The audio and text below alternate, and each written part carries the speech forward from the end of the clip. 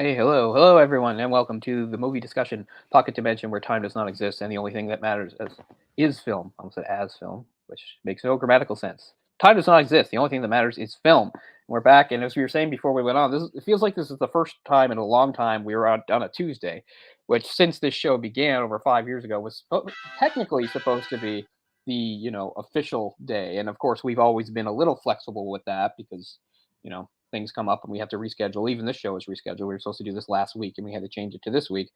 But this is probably, yeah, quite a while that we've actually done a Tuesday, which is ideally the day we want to do. I mean, I guess in the end it doesn't really matter, but that's what we always kind of strive for.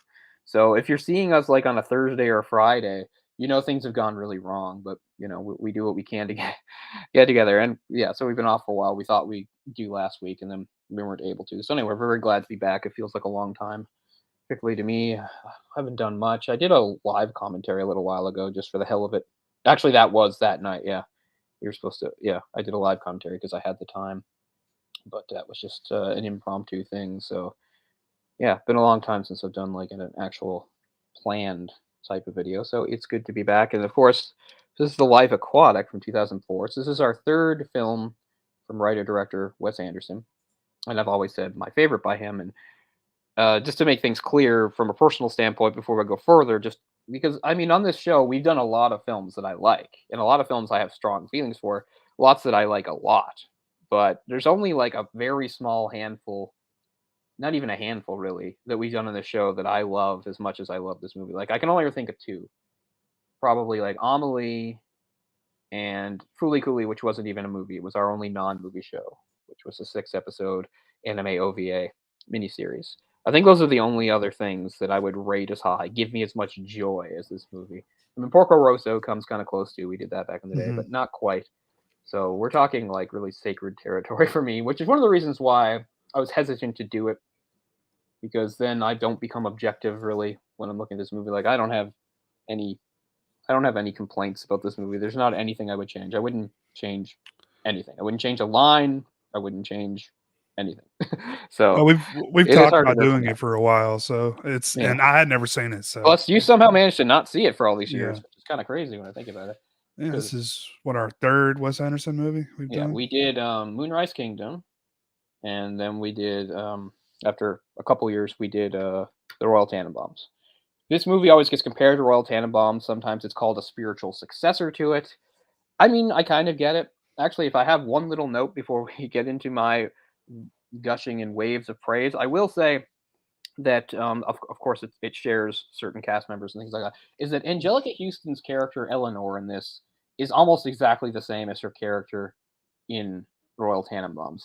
I think maybe that's a problem. If I had to pick a problem, it's not a huge problem because I don't mind the character. I just mean, in fact, and if you hadn't seen Royal Tenenbaums, it wouldn't even really be an issue. But I feel like if Right. you've seen Royal Tenenbaums, you kind of feel like it's just that character again in a slightly different setting. You know, instead of being like married to sort of the asshole-ish lawyer that was Royal Tenenbaum. Now she was married to the asshole-ish oceanographer, documentarian Steve Zissou. But she kind of handles things the same way. The big difference, of course, is that movie focused on the fact that they did have children. In this movie, they did not have children. And what comes into this is a possible child, although it wouldn't be hers, which is again another character, another actor from that movie, although in a bigger role now. Luke Wilson. Although he's playing a little, he's kind of playing against type in this movie, which I like too because it's a bit different from the standard. Not Luke Wilson, sorry, Owen Wilson. Got Oh, my yeah. Wilson brothers crossed there. Owen Wilson. I feel like he's playing a little against type in this movie. He's a bit more vulnerable than in other Hmm. movies. A lot of movies, it's more about him being sort of cool and not caring and stuff. This is more of a vulnerable character who does care. I don't know, and is less concerned Hmm. about being cool. And he has that. Plus, I think the accent gives him a little bit of vulnerability too. It's like everyone from there is just a sweetheart. I don't know. It's weird, man. Like he's from Texas, right? Like Owen Yeah, Wilson. I think all yeah. these guys are from Texas, but I don't know what that accent is. Like it sounds so weird. Supposed to be a Kentucky accent, which I'm Yeah, not going to say Kentucky, I right? know much about. I'm just saying it's one of those like really pleasant sounding accents. So like even when somebody with that accent sounds angry, it sounds really kind of pleasant and polite anyway. You're like, oh, that's nice. That's nice. I don't know, but yeah. So Who else crosses over? I mean, not as many really. I mean, Bill Murray had a fairly small role in Royal Tenenbaums. Mhm. In this he's the main guy, and Owen Wilson had a bigger role but smaller. Now he's the other sort of main lead, and then of course we've got the aforementioned Angelica Houston. I almost feel like she's underused, you know? Like, she's not in the movie She a whole mostly just lot, comes in to like either give or withdraw her support, right? right? Because at one point it's like, you have my support and here's some money. It's like, oh, some bad things happen. You no longer have my support and my money. And it's like, oh, you guys really need my support and money. So I'll give it once more just because, that's kind of her role in the movie. I mean, she does get some scenes where they kind of get real and talk about things, but yeah, maybe she's underused. I don't know. The movie is just short of 2 hours long. It's not particularly short, not particularly long. It's right sort of in that middle spot. Mhm. Obviously did have some deleted scenes, and I've seen some of them. And there aren't really any deleted scenes I felt need to be in the movie. They're interesting little things you can watch, but I don't feel like you need them in the movie. I will say though, as somebody that remembers the trailer really well, and I'll talk about that in a second too, is that it's just like what happens with a lot of movies is sometimes you'll see a trailer for a movie and it'll include a scene that later is deleted. Mhm. Because I remember very clearly seeing the trailer for this movie, and I'm pretty sure it's the same fish. So at the beginning, like most of fitting into that magic realism, real but not real, slightly fantasy world of Wes Anderson. Most of the aquatic wildlife we see is not real. They're not actual animals that exist in the real world, and they're stop motion and computer animation things like that. And of course, at the beginning, Klaus's nephew Werner, I think, gives him a little seahorse thing, the multicolored seahorse called like a crayon ponyfish, and I'm pretty sure it's that fish because it earlier before the movie came out there was a trailer and it was just a quick shot of I think it was supposed to be on the boat, either on the boat or at the compound on his island. There's a scene where he's like looking into a tank and there's one of those fish and it kind of like turns itself inside out and then back out again. And that is not actually in the movie. I think it is that same crayon ponyfish. It doesn't matter, but I will just say I haven't watched the trailer in a while, but this is a really good example of the trailer really working for me Mhm. because in 2004 I didn't know anything really about Wes Anderson. I may or may not have seen Royal Tannenbaums, but I don't. I'm not sure. And I was a Bill Murray fan, but like a lot of people, I noted that Bill Murray's work had really wavered in the 90s, and I would often Yeah. defend shitty things he was in just because I liked him. Like, for instance, The Man Who Knew Too Little is not a good movie, but I still Mhm. like it just because I like Bill Murray. So, and of course, he just sort of was it the same year or the year before that he did uh, Lost in Translation. Lost in Translation. That was the year before, right? 2003. So Lost in Translation really put Bill Murray back on the map. It was like a big Mhm. sort of comeback movie for Murray. Also sort of proof that he could like, do a sort of dramatic role. Mhm. And at the time I hadn't seen that yet either. But I like a lot of people, I was caught up in the hype of it. Like I hadn't seen Right. it yet, but I was aware of it. So I just remember being very aware in the trailer coming up for this movie. And I was really hooked by the trailer. I was like, this looks very different. So I haven't even seen the trailer in a while, but I'll have to watch it again. I always think it was a very effective trailer because it really hooked me. And I mean, I know it sound retroactively, it doesn't sound as because I'm already saying, and I love the movie, but I just mean it's I don't know. Sometimes you see a movie and the trailer for it was really crap, and then you watch the movie and it's just like, wow, they really butchered that trailer. It's like this is a pretty good movie, but they don't know how to do a trailer for it. And then you'll see the other thing where like a movie's not very good, but they'll do what they can with their editing to make the trailer make it look like it could be really good. A movie that really fooled me for that, although it shouldn't have, I'm sure I mentioned at some point, was the Adam Sandler movie Pixels. The trailer for Pixels made me think it could be good. And this is somebody who didn't like anything Adam Sandler had done in like over 10 years. But I watched the trailer for Pixels and thought, this maybe he made a good movie and completely wrong, terrible movie. Yeah. So Terrible movie. it's just proof that sometimes a trailer Well, can you still wanna do that. you wanna pull the trailer up? We can play it here if you want Yeah, to. sure, why not? I remember really well. I remember it has like the voiceover part where the where the script girl is saying, we're being led on an illegal suicide mission. I remember them using the end David Bowie song over a lot of it. Oh, the, We'll talk what about was music it? and David Bowie. Uh, in Portuguese, right?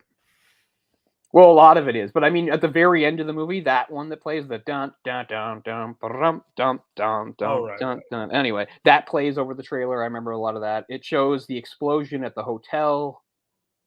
It has the are you? It has the conversation where he says, "Are you finding what you're looking for out here with me?" It also ends with the like you can hear the somethings, and it's just like some dredge. He goes, "Beautiful." And he goes, "Well, that's the oil sludges." Or he goes, and then the whales go. He goes, "There you go." I remember all that. That's all in the trailer. Cool. Okay, I'm gonna play it here. Let's play it. Supposedly, Cousteau and his cronies invented Yeah, the this idea one. of putting walkie-talkies into the helmet. We made ours with a special rabbit ear on the top so we could pipe in some music.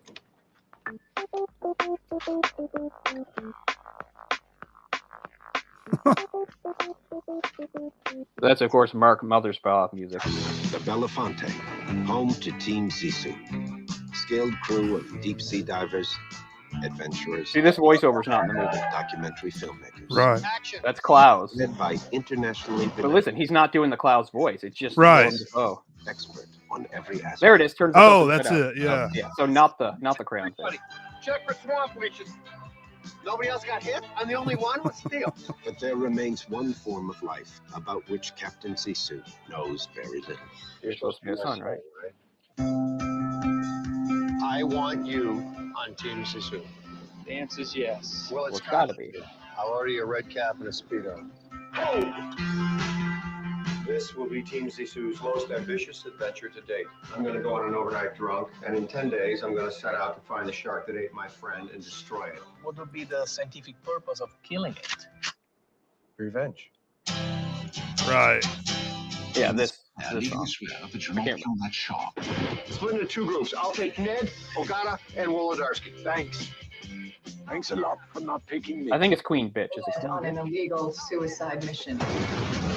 I'm gonna fight you, Steve.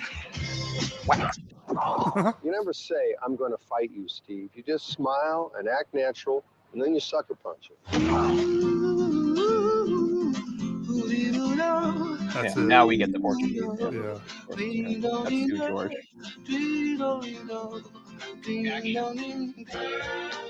Are you finding what you were looking for out here with me? I hope so. Then the last joke is the Can you sound. hear the jack whales singing? Jack Wells. Beautiful. Beautiful. I wonder what they're saying. Well, that was the sludge tanker over there, but there you go.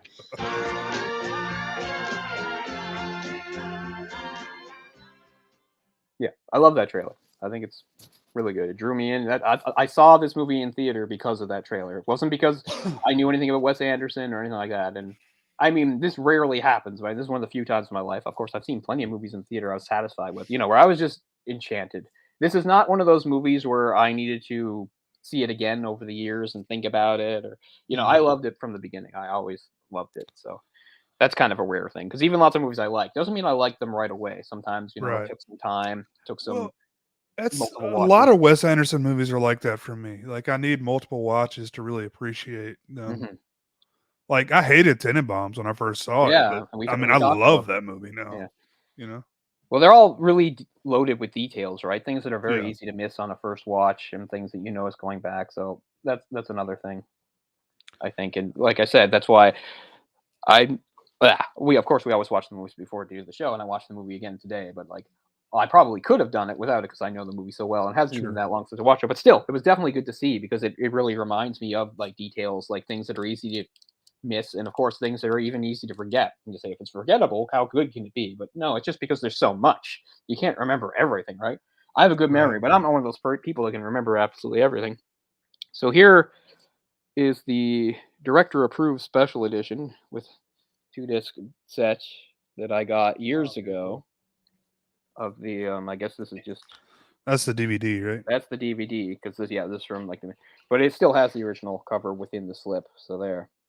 But then years later, I did, courtesy of Orc, believe it, yes, there is the Blu-ray on the Criterion Collection edition, which is very nice, lovely. Yeah, to have. Criterion does a lot of Wes Anderson films. Yeah, we did this before. They do all his films, as far as I know, and there's a few directors they do all the films of. Cronenberg's another one.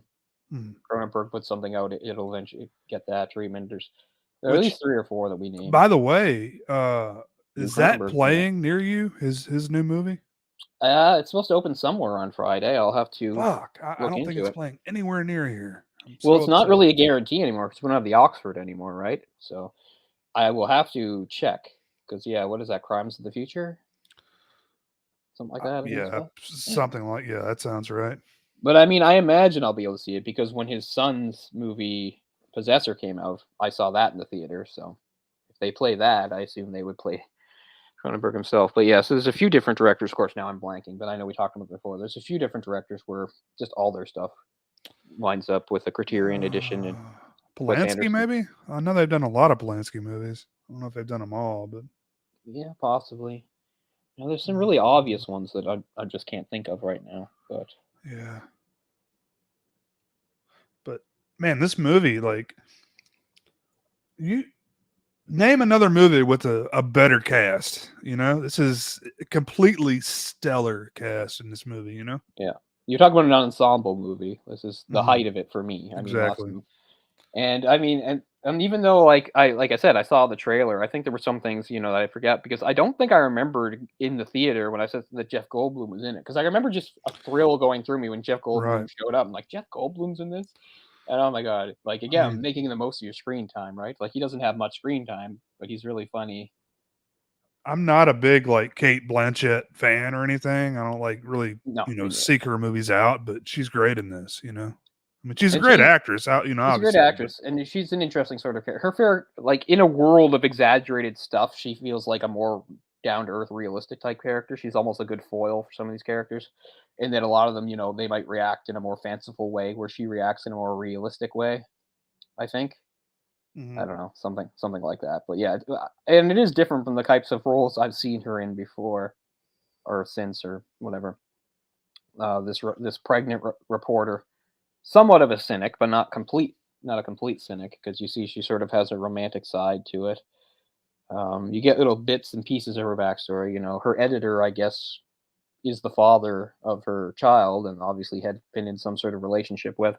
Mhm. You never see him or anything. You just get these one-sided conversations where she's leaving messages for him about the story she's working on.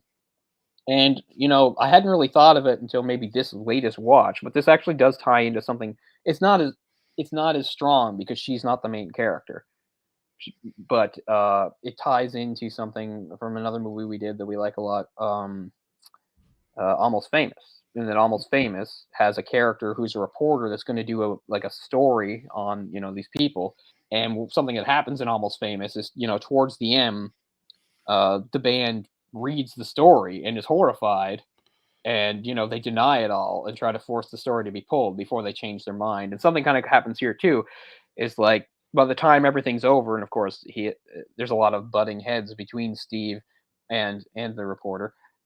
Geez, you think I'd remember her name at this point? Jane. Mhm. But by the end, it hasn't gone to print or anything yet. She lets him read it. He says, there's a lot of stuff in there that makes me look bad and things like that. And he goes, but he goes, print it. That's me, which is kind of sort of what they eventually, the band Stillwater sort of says too, although they say it a little later. And she also says it's the effing cover, which is also just like the situation in Almost Famous, where like at first it was just gonna be this little story, but it grew and grew until it became the cover of Mhm. Rolling Stone. So it's never really made clear what magazine or whatever publication she works for, but still cover's pretty good considering when we meet Steve Zissou and Team Zissou, the whole setup is like, they haven't had a successful documentary in 9 years.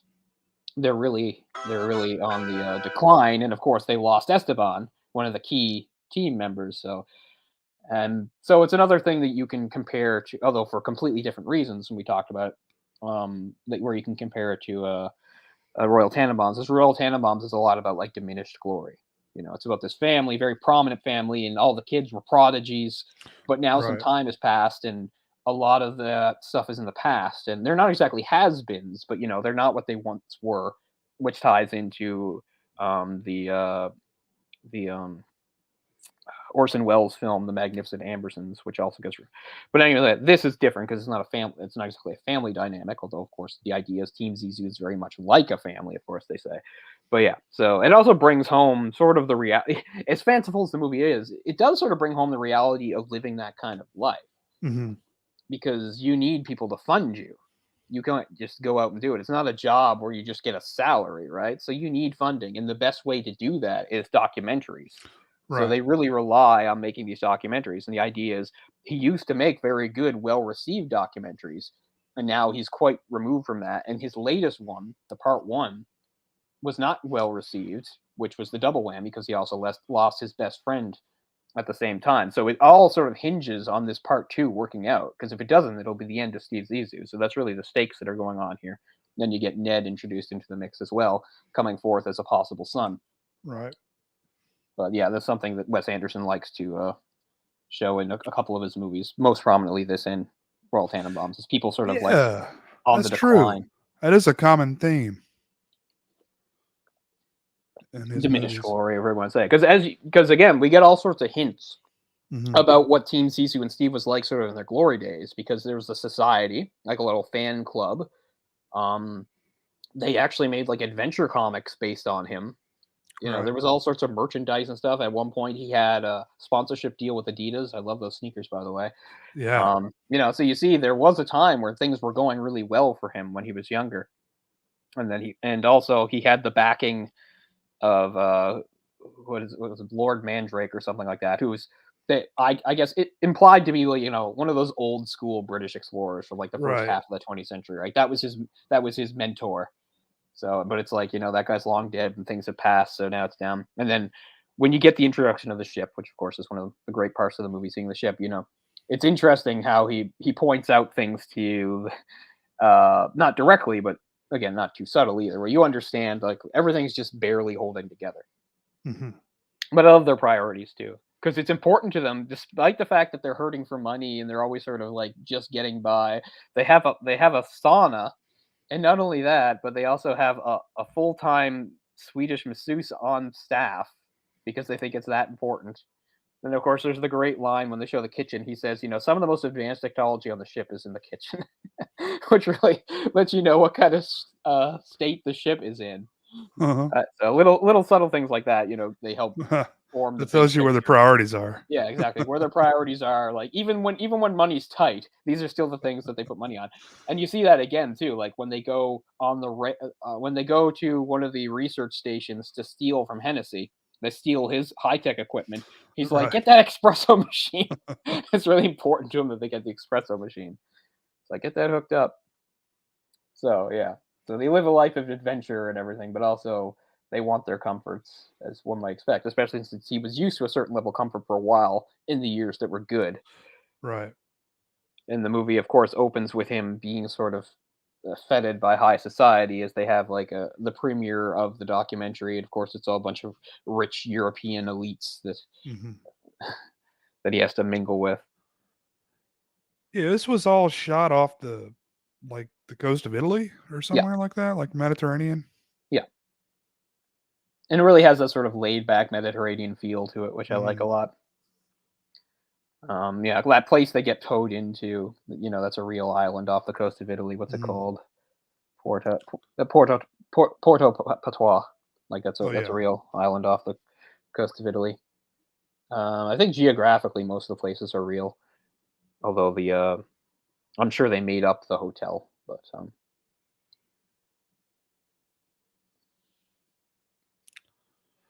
yeah, I still haven't seen his newest movie, The French Dispatch. French Dispatch, yeah. I need to watch that. I would have to say, of all the ones I like it too, but it really, that's one of the ones, like anybody that knows these movies knows that, you know, there's certain people that are just never going to get into them, right? And also, you know, they all have sort of a certain feel and things, and some people, it's just not their thing. Like, I would have to say, like, French Dispatch might be the least accessible of them all. Like, I really feel like you really would have to. It's hard for me to imagine, like, to be somebody that does not like Wes Anderson films, has no interest, and just watching The French Dispatch and really enjoying it. Right. I feel like it's really deep in all Yeah. the Wes Anderson stuff. Like it's even less accessible, even more impenetrable than the others. One thing that helped me, of course, I didn't know all the people, because in that one, not to derail us too much, but almost all the characters in that movie are based on real life people, and I knew a few of them, but I had to look up most of them because these were more. One was like a prominent art dealer. The main one I knew was there's an older. Geez, I think it might even be Angelica Houston again. It's somebody who plays like an older journalist. Anyway, she was based on a real woman, a Canadian journalist who spent most of her life, I think, in England or in France, writing for French publications. And Mhm. I knew who she was, but that's because I went to journalism school and had an Mhm. interest in that. Like most people aren't going to know, but yeah. But I think you will like the movie, but it is definitely less accessible than even the other ones. It's you can't even really describe Wes Anderson movies, right? Like it's such a different thing. So Yeah. either you like it or you don't, I guess. I mean, they have a very sort of European flair to them. And of Mhm. course, French Dispatch really emphasizes that. Of course, you give it that much. Like a lot of the even very American locations have a European feel to them. I think that's one of them. Obviously, the filmmaking I think is very much again European. It reminds you of like a lot of European movies from like the 30s, 40s, 50s, 60s.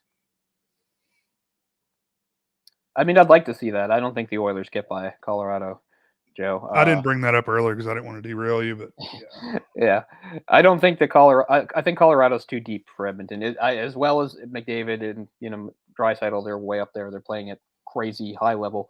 I still think that Colorado is a deeper team overall, so it should be a hard series.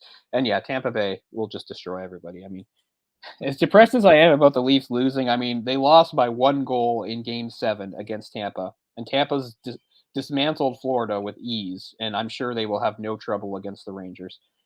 But I like the Oilers, so I'd love to see them in the final. But I think probably this does not actually happen most seasons, but probably we are going to see like what most people consider the two best teams facing off against each other. Because a lot of the times, usually sometimes neither makes it to the final, but a lot of the time get one against maybe some kind of underdog. But I think this time we will have two of like what most people consider the two best teams. I mean, Florida technically finished higher, but they were not playoff proven. But anyway, I have not really been watching, obviously, but I'll watch some of it when I can. I would like to see the Oilers. I don't think they get by Colorado. I think Colorado's too deep. But anyway, I was saying something about yeah, and of course I think I showed you when we were talking about French Dispatch a couple months ago when I watched it. Like, there's this list of like 32 movies that influenced it. And they're all European movies from 30s, 40s, 50s, 60s. I'd seen maybe, I don't know, 8 of them, but I'd heard of a lot of them. So I think obviously that's a big sort of influence, even not just in French Dispatch, but also movies. He obviously really likes a lot of that, and of course we know that he's a guy that even when he has movies set in supposedly the current day, like this movie, like Royal Tenenbaums, he makes them in such a way that they feel like they could probably still take place decades Right. ago. I mean, it's obviously intentional with the the wardrobe and stuff. It's all like 60s, 70s. Yeah. Right? Like at one point when they're doing a little another one of those things where they move the camera and show where different people are on the boat. There's a part after they got the Bond company stooge, and they actually show him doing his work. And he doesn't have a laptop or anything with him, right? He's doing all the old school stuff with the paper and everything. I don't know enough about accounting, but that stuff. Everybody knows what it looks like, and that's what he's doing. He doesn't have a laptop or whatever. He doesn't even have like I don't know. Nowadays, like, what does accounting look like? A guy on a tablet, Yeah, exactly.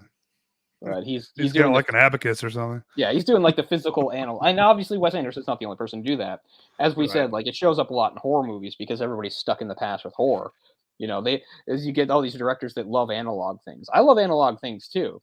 That's why it's always interesting to have characters that play records in their house, because it's so much more interesting to watch somebody take a record out, put a piece of vinyl on, and and things like that. Or even, and if they go a little further, okay, a cassette, then they'll stick the cassette in and they'll push not just touch screens, but actual physical actions. a good example of that is the movie It Follows. It Follows is more or less supposed to take place when it came out, 2014, and yet they're watching like big 80s TVs and they're driving huge cars from the 70s with massive steering wheels, you know. It's No, funny. I was going to bring that up as well, yeah. because you've got the one time you remember that the girl has like it's almost like a BlackBerry type device, but Yeah. it's like in It looks like a clamshell type yeah. device. It's the only time you see sort of like a more modern technology Right. in it, but they make it look weird. Yeah. It's like, what the hell is that? But you never So I really mean, know when that takes place. so it's something like a lot of directors. So it's not just Wes Anderson, but they like that retro look and Mhm. feel. So even when a movie is supposed to like be current, like in its timeline, they still show like a lot of old stuff because it looks better and it looks cooler and it looks more visually interesting. Although Yeah. I mean, you could always argue, well, doesn't like great, good technology look better? Sometimes, not always. I don't know. It really depends upon the story being told, right? Yeah. So yeah, so this movie came out in 2004. It's probably supposed to be 2004. It would be very easy for you wouldn't have to make many changes for it to be like set in 1969, really, right? Sure. From what you see, technology and style wise, like very little would have to actually be changed. Well, everyone's smoking all the time, which is, I Very mean, European, that's not a thing at all anymore. Like who smokes? Like, Europeans. but I'm just saying, like, God, I don't know anybody that smokes cigarettes anymore. Hmm. Or pipes or whatever. So yeah, that's a big part of it too. Although I think that maybe ties into the boat culture of this movie. Yeah. Um, So we talked about this before too. So another thing, like a fascination I have with the movie, like, is because I do have a fascination with the life aquatic itself, marine biology, the mysteries of the ocean, and as somebody that grew up on an island and lives in the Maritimes and is never far from water, I've actually in my life done very little of that, despite my interest in it. And the main reason is I actually have kind of it's not a phobia because it's not going to freak out, but I have like a deep seated fear of the ocean. Like I'm fine.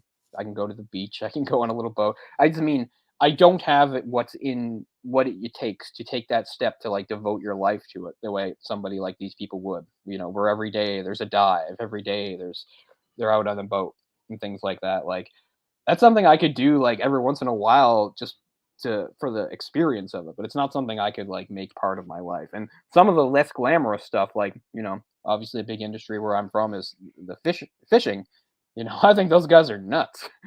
For Yeah. all our modern technology of today, fishing still remains an extremely dangerous profession. So it takes a certain, I think, mindset to be able to do that. So I've always grown up. I've always been interested. I love, not just this movie, but stuff this movie talks about, like documentaries, Jacques Cousteau. I watch all Mhm. that stuff with great fascination. Love it. Very interesting. And I always think, wouldn't it be cool to actually do it? But I don't think I could. I don't think I have it in me. But it all does interest me very much. It's sharks for me. I can't. I'm too afraid of sharks. Yeah, I mean sharks specifically, but I mean there's just also that idea of when you're in the ocean, like just not knowing anything that's underneath you, right? Could be a Right. shark, could be this or that. Like all that Right. unknown is very scary to me too. It's like when you're in a pool, you know what's in the pool, Right. but when you're in the ocean, yeah, Well, it's just you never know. we were talking before we started the show here, but it's like you're totally out of your element. Like you're at their mercy. Like that's their world, and Yeah. you can't see what's under you, like you said. You're So just this flailing thing that yeah, does not you don't move that well in the you're water. And just plus, a I've had fucking some meat puppet. yeah, and I've never had any scary experiences exactly, but I've had uncomfortable experiences. Like Mhm. I've had like eels brush by my feet and stuff. That's not Yeah. pleasant. I got stung by a jellyfish when I was 9. That was Mhm. terrifying at the time. It's an awful alien feeling. It's a very terrible feeling. Like, you don't feel the pain until later. It's not the pain. Yeah. It's again, it's like some monster in the ocean from the depths is attacking me, is how it feels. My parents Mhm. said they always gave me credit because I in the water, I didn't panic. I swam straight to shore and then I panicked. But, they said, "You did a good job. You didn't panic in the water like some people do." And so, I mean, I guess, but I don't remember that. I just remember, yeah, I was very afraid. So, yeah, Yeah. things like that. For the most part, I blame Jaws in the sequels. But I have seen sharks in the water when I was in the water, so Yeah, so I don't think I've ever seen that. I mean, we do get sharks around here, but I mean, the other thing too is like the stuff that scares me the most always interests me. So like it's not really in this movie, although at the very end they are very deep down. Is of course that really deep down stuff, right? Where it's almost like another world. The right. sunlight doesn't reach it. Everything down there is crazy and terrifying. And obviously, there's no way I'd be down there if I didn't want to be. You have to make a really conscious effort to put yourself down there, like our friend James Cameron, as we said. James Cameron always has a big fascination with it. Doesn't he hold like one of the records for like a deepest dive in like a sub or something? I don't know, something like that. Yeah, I know he created some sort of robot to go down really deep. Yeah, I only know because it was called Jason. That's why I remember it so well. yeah, he's gone down and poked around the wreckage of the Titanic, but he's gone other places too, like the Marianas Trench and stuff like that. The deepest place on Earth. Mm. Marianas Trench. But yeah, I mean, I always love watching stuff about that because it's so terrifying. But do I want to go down there myself? No, hell no. No. As you said, the ocean is designed. It is another world. Will kill us, and not just like the sea life. Again, we need to breathe. That's a big thing. And then of course there's water pressure. Right. You dive deep enough, if you're not protected by something, you will get crushed, literally, which is terrifying to think of. Yeah, and you've got to if you scuba dive, you've got to come up slowly, right? Like you get the bends or whatever they call it. Yeah, plus people that are like in deep dives and subs, they have to decompress. They talk about it a little bit I think they talk about it in the James Cameron film, Retracing This Back. I figure that's what gave James Cameron his fascination with that was the movie The Abyss. But also in the movie Sphere. Now, of course, Sphere is a Michael Crichton novel, and it's a sci-fi novel with aliens and stuff, just like The Abyss has aliens. But if you take that out, the technology and stuff was still real. And it's true, there's people that like work deep underwater, like in these little, I don't know, stations or whatever you want to call them. And you can't just come right up, right? You have to be in a decompression chamber for a few hours and things like that. I remember not too long ago reading a really great article about an underwater welder. Like that was his job. And it's a very rare job. And almost nobody does it because of the conditions, because it's so dangerous. But he goes down and he does welding on the outside of those bases and laboratories and things like that. And he gets paid a lot for it, but it's also super demanding and takes him away from his family and everything for weeks and months at a time. So it's a very sort of lonely existence in a way. Plus, it's super dangerous. You can't. That's the other thing. I mean, you look at like something like an ordinary construction site, dangerous place. You have to, you have to have your gear ready. You have to follow the rules. You have to do the right thing. Now you can like magnify that by like 10 underwater. Like there's no room for error there. You make a mistake, you could just die. So all that stuff is always very present whenever I see anything about this. A few years ago we did it wasn't a series, it was just sort of in our movie. We did a few movies in a row that kind of touched on stories in and around the ocean. I remember. So I'm sure we talked about a little bit of this before, but this movie shows all sort of the fun side of it, right? This movie's not about the deep dark side. I mean, of course, it does open with his best friend being devoured by a huge shark, but apart from that, everything is fairly pleasant and light in tone. Yeah, I love when he's like, "I'm gonna find this shark and kill it," and he's like, "What?" Someone asks a question like, "Why? Why are you gonna kill it? What's the scientific?" there, and he's like, "Yeah, revenge." I mean, that's like that really established his character right off the bat, right? Because this is the first we've seen. This is the opening of the movie, and this shows you the type of guy he is. Like, he's a little different. Yeah, he's a scientist, or if you call it an oceanographer. He's a marine biologist, whatever like that. But he is a bit different, and that's sort of the establishing thing, like revenge. So, of course, another thing you could compare it to loosely is Moby Dick. Because Moby Dick was all about Captain Ahab's obsession with the white whale and revenge, and really the moral of that movie is there is no point in trying to take revenge on an animal, and it can lead to horrible consequences. Of course, it's full spoilers for this movie. Steve in the end decides, of course, there is no point in taking revenge on an animal. Plus, it is a beautiful animal. You can't, if you're down diving somewhere and a shark eats your friend, it's terrible, but you can't be mad at the shark for doing what a shark does. It's not Mhm. personal. The shark didn't murder Right. your friend. The shark didn't go out of his way to hurt you or make you pay. It's just what it does. You get killed by a bear in the woods, it's the same thing. Exactly. Exactly. There's no malice on the part of an animal that does I mean, this. it's just doing what they do. That's, you know, Yeah. And you're in their world, you know, you came exactly. into their environment. Exactly. So I mean, in the end, and then Steve, of course, then there's the out of the line. He's like, plus I'm out of dynamite. It's kind of funny. They do make good use of dynamite in this film. But yeah, so I love everything about the film, but we'll talk about Steve, of course. So this is not just my favorite Bill Murray character, but one of my favorite characters in all of cinema.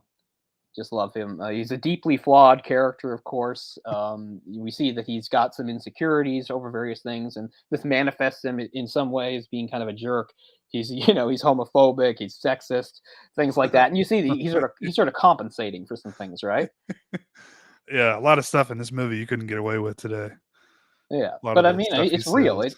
For a Sure. fanciful movie, Sure. that bit about him is real. You know, you can see it. I love how he always refers how he always refers to Jane as the bull dyke, because that's his response to a woman that like rejects him, It's right? right. Like Right. she's not interested in me sexually, so she's some sort of lesbian.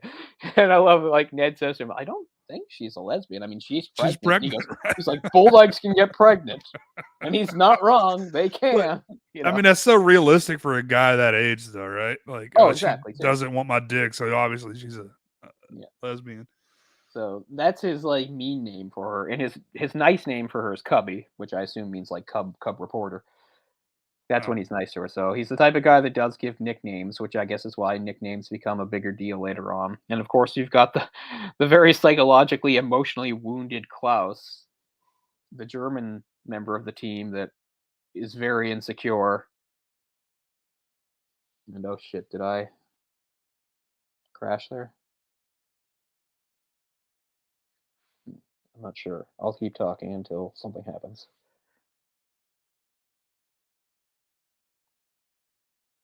I don't know if it's Jay we lost or not. Just in case it is Jay, I guess I'll just keep talking and we'll see what happens. But a lot of times when this happens, it turns out it's me. And Jay is going on and I'm blabbing on. So I cut out. No, I think that was me. Okay, it was you. Good, I kept talking. So then you got Klaus, who's the German member of the team, who's very sort of emotionally wounded and very insecure. And he even says like he always saw like Steve and Esteban as like father figures for him, and he feels very threatened by Ned, who could be an actual son, and he comes at him. As So they have funny exchanges. Plus, there's a couple of times where, like, although he speaks English fine, you do see a few times where English kind of eludes him. One is after he threatens Ned, and Ned says, you know, you slap me. He says, you know, you ever try to touch me again, I'll kick your goddamn teeth in or something like that. And he turns, and he goes, not if I don't see you first, Sonny. It's like, don't see you? I think it's not if I see you first is the thing, not don't see you. That doesn't make any sense, Klaus. You're saying that is if you see him first. And then there's the whole thing, you know, and to Klaus's credit in this one, after the pirate attack and everything, and everybody's freaking out, and Steve says, like, whoever wants to leave, you know, and he makes the line. He does word Right. it in a hard way, because he says, all right, if you're not against me, don't cross this line, is what he says. Which is an awkward way of wording it.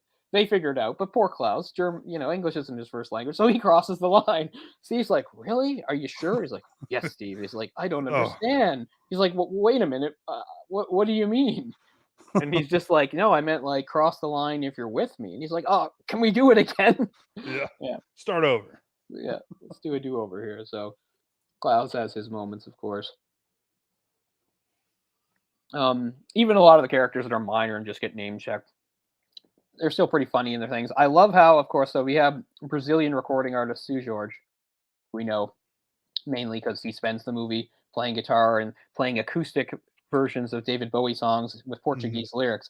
Technically, his job on the boat is safety expert, which I love because we never see him doing anything except playing guitar and singing. Really, whatever he does for safety.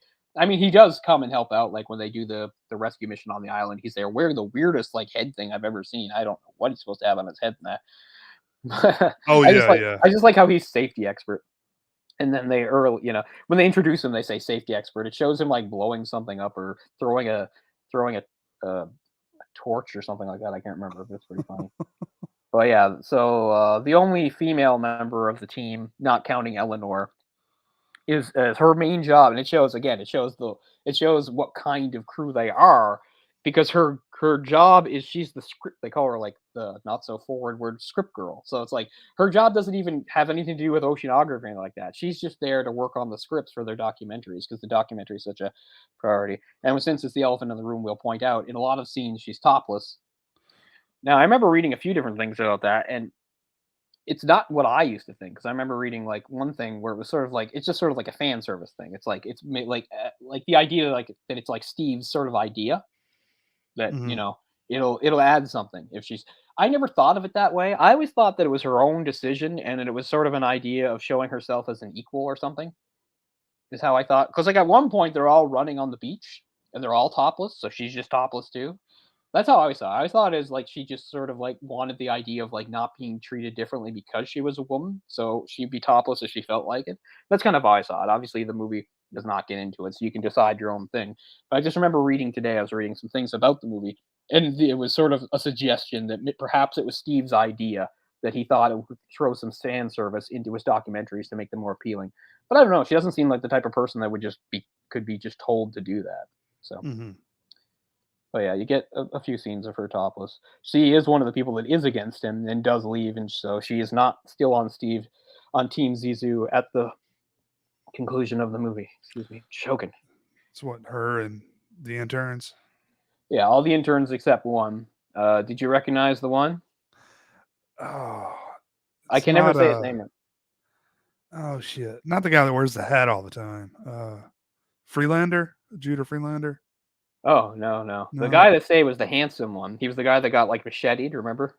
Yeah. During the thing, he's the only one that stayed, and that was I can't. Is his name Matthew Gray Goobler or something like that? Anyway, he's on Criminal Minds. He's the genius guy Oh. in Criminal Minds.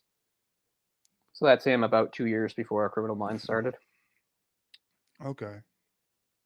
But yeah, it's funny. Of all the interns, he's the one that has the worst thing happen to him, but he's the only one that stays. They all leave, but he Yeah. actually got macheted. Yeah, like chopped like on his like shoulder, Like, right? yeah, right into it. Yeah, It was him really- and Jeff Goldblum gets like shot up in his upper torso area. He gets shot pretty point blank, but Yeah. he shrugs it off because he's. Yeah. No problem. Reminds you of him in Jurassic Park where he's same thing. He's all bandaged up and injured after the attack from the dinosaur. And he's shirtless. Nature I found love a Jeff way. Goldblum. Jeff Goldblum's his nemesis in this movie. He said they've been like roommates together at college or something like that. And they've been Mhm. rivals. And of course, at one point, Jeff Goldblum, Hennessy, he had been married. And again, we're going to talk about today's language. Where he talks about that he'd been married to Eleanor, and I love how they say like, well, he uses some homophobic slurs against him and stuff like that. But the whole thing is they talk about how he's part gay. What does that mean? Like anybody else would say bisexual. He even I says like the that, idea. yeah. He says it again. I am part gay, and I like that more because to me, in the world, I'm not saying this is a real thing, people, so don't freak out. Part gay. I'm saying in the world of this movie. Part gay is a thing, and it's him. He's not bisexual. He's part gay. To me, I think there's an important distinction there, and it's funny. I don't know. And I just don't think people should take it too seriously because, everybody labels everything nowadays. And I know that's a label too. But I just, it's a joke. It's for comedic effect. I don't think it's hurting anybody. But, one thing I've said a few times about Wes Anderson, how much I like his movies and everything, that I was never happy with his treatment of animals. He always seemed to have to kill animals in movies. In this movie, of course, an animal does not actually get killed. You have a dog that only has 3 legs, but you don't see what happened to him. And the dog gets left behind, but probably won't die because he's left on the island with the pirates who owned him originally. But there's still a scene of Hennessy smacking the dog, I guess just to show what kind of guy Hennessy is. It's an interesting scene, too, because at this point, Hennessy, this is before he himself has been captured. So this is after the first pirate attack. Steve fights them off, but they're going to take Ned, but then they change their mind and take the Bond Company's dude since he speaks I don't know, Tagalog or whatever because they're Filipino pirates. So they decide to take him, and then they're distressed. And then their ship needs to be towed in. It's Hennessy that actually responds to their distress signal or whatever. And at this point, he doesn't know that they've burgled him and stolen from him, right? But he's still telling Steve, I have this invoice here, you know, it's going to cost this much because for me to go out of my way and tell you and all this stuff like that. And the dog, which the pirates just left behind, is there with Steve. And the dog is just sort of whining. He goes, "What is your dog's name?" And of course, it's not Steve's dog, it's the pirate's dog. But instead of explaining that, Steve just goes, Cody. So then he walks over and gives Cody a really hard smack. Of course, we don't see it on screen. He goes, "Be still, Cody." So I mean, I don't mind it in that because it's just a smack, and it's also, I think, is establishing for what kind of character Hennessy is. Also, I mean, you can buy into the. Speaking of which, it's easy to buy into the part gay, right? You see his crew. His crew are all young, clean cut men. Right. He's got a type. Part gay. Alistair Hennessy, but he's sort of the nemesis on the flip side because whatever it is he does, he's much more successful. You know, he's got a much better boat and technology. He doesn't have to go around begging people for money. Mhm. But in the end, they do reconcile, which is nice too. Mhm. He even comes down with him at the end in the sub. So one of the things that you'll see. So this is the main cover, and it's the same thing on the DVD. But sometimes with the slip cover, you get this cover. And if you Right. notice from this cover, if you've seen the movie, somebody is in that sub that shouldn't be there. Owen Wilson. And that would be Owen Wilson. But of course, this doesn't even show them as they are. It's kind of funny. It shows them this doesn't even show them as they are. This just shows them randomly as they are in different parts of the movie stuck into the sub. But it is, Right. I think, telling that Alistair comes down with him too. And once again, if we're talking about like reality, I don't know a lot about like that undersea technology, but I do know that you can't just cram 12 or 13 people into a mini sub. You definitely can't do that. But again, you know, magic realism of the movie, Right. etc. Wolodarski, he's a fun character. I think they say he's the guy that works on the music for their documentaries, and he does a lot of the technical stuff. The ship's constantly has like power outages, but then it comes back on to the point that people don't even acknowledge them. It goes off, then it comes back on. Yeah. Type of thing that I would find very alarming out at sea, but they're used to it. But there's so many good jokes about the boat and things, especially the dolphins. It's like we got these two albino scout dolphins. They're supposed to be smart, but I've never seen it. But there's a couple times where they prove that they are smart, and it almost seems like they're trolling Steve Yeah. because they've got the cameras on them, and at one point they reveal to Steve the relationship between Jane and Ned, and then if you keep watching, I mean, you want to watch his reaction, of course, but if you keep watching the dolphin, suddenly it goes from what he's seeing to the other dolphin. It looks kind of like they're looking at each other and laughing. It's like they're sharing a Yeah. laugh. And it is true that after they get off the island or whatever, they lead Eleanor to them. So they must be good for something. So Yeah. And again, that's like old technology. They've got like old school cameras on their back. yeah, nothing digital in this movie, right? It's all analog film. Even Vikram's filming on like 16 millimeter, something like that. Yeah. Something like that. So, I mean, Ned might be the least interesting character in the movie, but he drives the action. A soft-spoken airline pilot from Kentucky. And, of course, Kentucky is landlocked, but he grew up with a fascination for the ocean. So, I mean, since we do the full spoilers, and I mentioned him being absent, of course, he does die towards the end of the movie. I don't know. I really do feel sort of good and hopeful about it. Like he could, and of course, the other reveal is that Steve could not actually be his father. Oh, is that right? Don't worry, I missed that like the first maybe 3 times I watched the movie.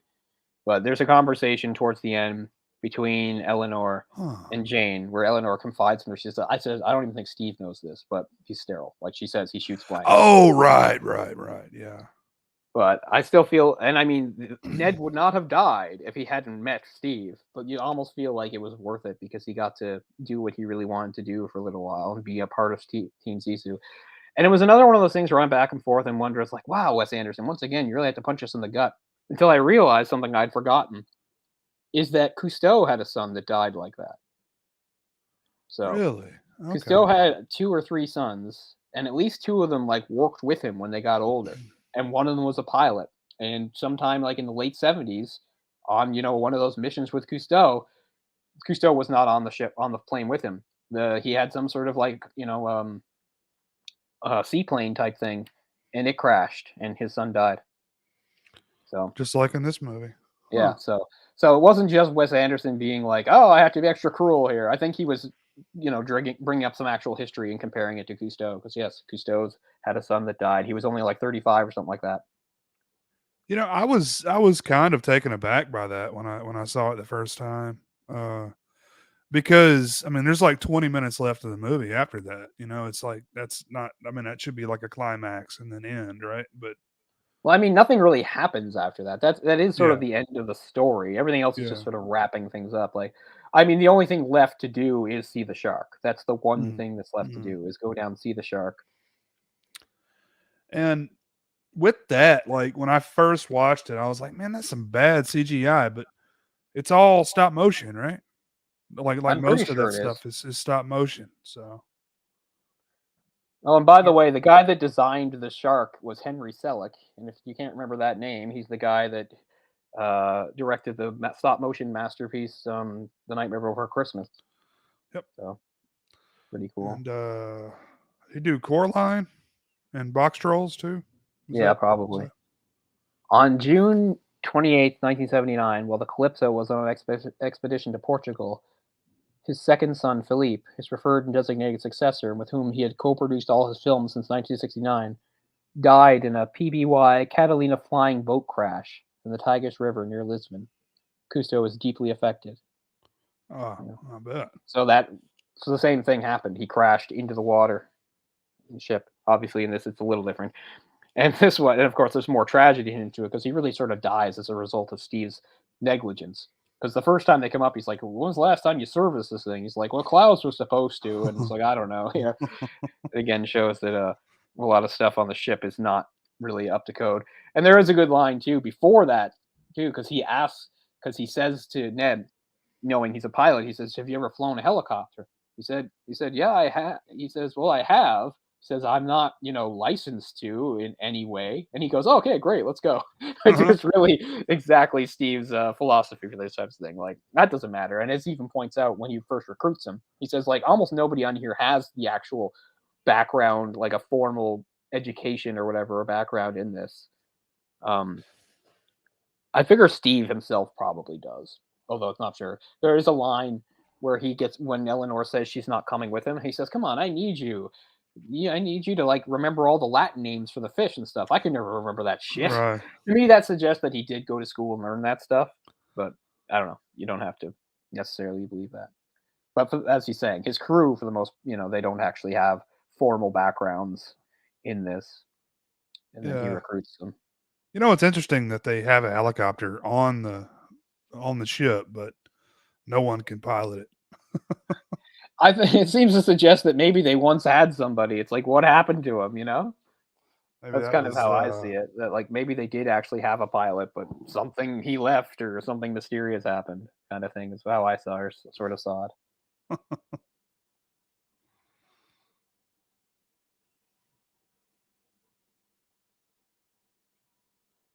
Think of lines and things. I'm gonna do this in a more organized way, not jump around. But we can talk a little about the music, of course. So you have like the original music by Mark Mothersbaugh, or however you say his name. You hear a little bit of it, like in the part we saw on the that we showed in the trailer there, where they're having it go through, and then of course the song, not all the songs, but it's dominated by David Bowie. I would say this is the movie that got me into David Bowie too, because this movie came out. I was about 21. Obviously, I knew who David Bowie was. I knew he was a big rock star, and he was super influential and everything like that. And I knew a handful of his songs, but it was after this movie that I actually started listening to his albums and really becoming a fan. Here's the soundtrack. One of the soundtracks. I think they made a few. This is one of the soundtracks. This is There's one that you can get that has like all the Sue George stuff on it. This one is like the normal one, so it's a mix. So you Mhm. have the original Dave Bowie versions, some Sue George versions, and then a few of the other songs that are on there, like "Here's to You" by Joan Baez, a Devo song, "The Way I Feel Inside" by the Zombies, which is played right after Ned's death. I love the Zombies. I think they're one of the most underrated bands of their time. The Iggy and the Stooges song "Search and Destroy," which is what plays when Steve fights back against the pirates.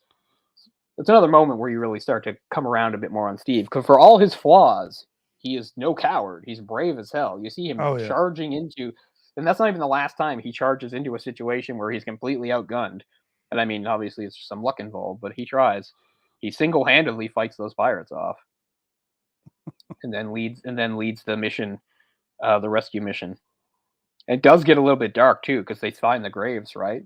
The pirates murdered all of Hennessy's crew, and he was the last one left, and they were probably going to kill him. Right. That's a good reveal too, because they look all around, they can't find them anywhere. Then suddenly they just sort of see, they open one door, and they're all playing like poker or something together. And he's like, "Steve?" And he's like, "I fold," and they shoot him. Yeah. It's really cool. It's also one of the few movies you'll see, not that I really mind, or it's not that important, but like where the guns sound realistic.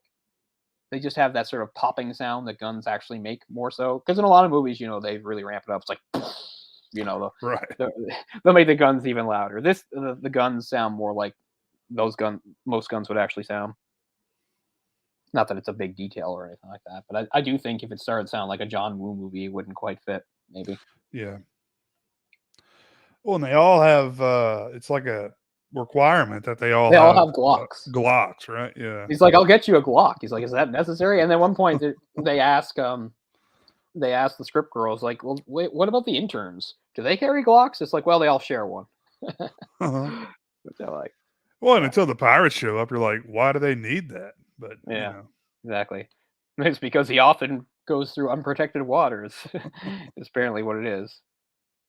And that is something that, despite the timelessness of the movie, I think still applies. Even today in 2022, that in certain parts of the ocean, if you're in unprotected waters, that kind of piracy does still happen. Off, places like the Indian Ocean and parts of Africa and stuff like that. right. The pirates that attack them are Filipino. Mm.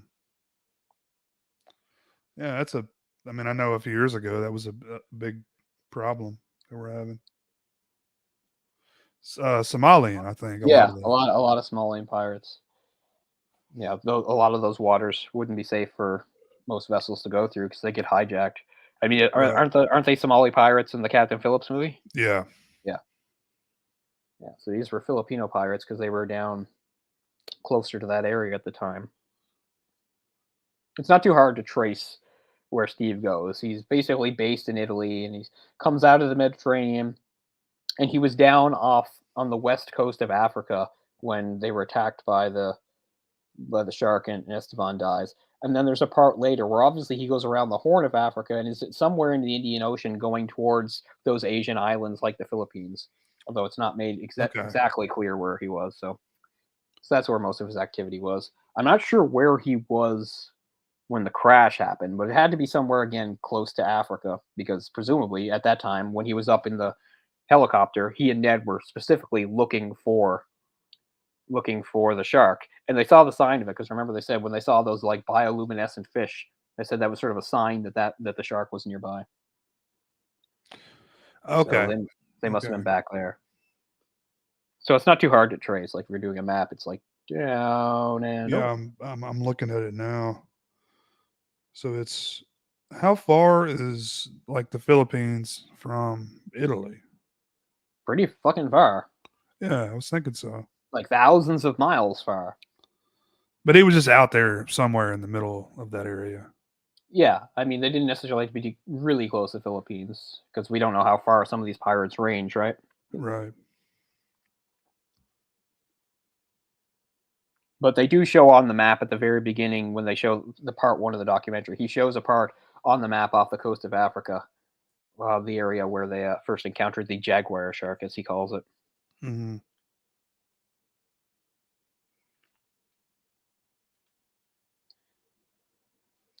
But yeah, this is right up there with movies that I just want to kind of live in. I really love the world of it. I really like the characters and everything.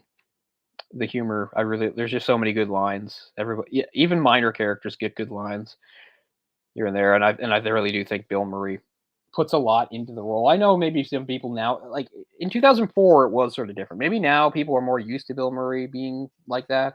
2004 it was a very different sort of role for Bill Murray. I mean, yeah, he always had that kind of like arrogance and things, and but he was usually more of a nicer guy. In Mhm. this, of course, you do find that Steve's a nice guy, but it's underneath a lot of sort of hostility in a way. But the movie shows a lot of good bonding, which I like.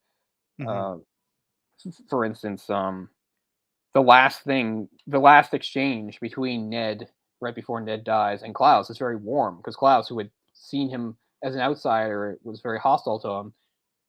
Completely turned around on him and really liked Ned and was happy to have his friendship and approval too. And of course, obviously they did save his life, so maybe that's why Hennessy decided that he wouldn't be such a prick to him anymore. And Hennessy's with him at the end. Um, I also like, speaking of bonding, they talk about the Bond Company stooge. So the thing is, when they go out on the expedition, they're partly financed by Ned because Ned uses the inheritance he got from his mother's death, but they also had to get money from elsewhere.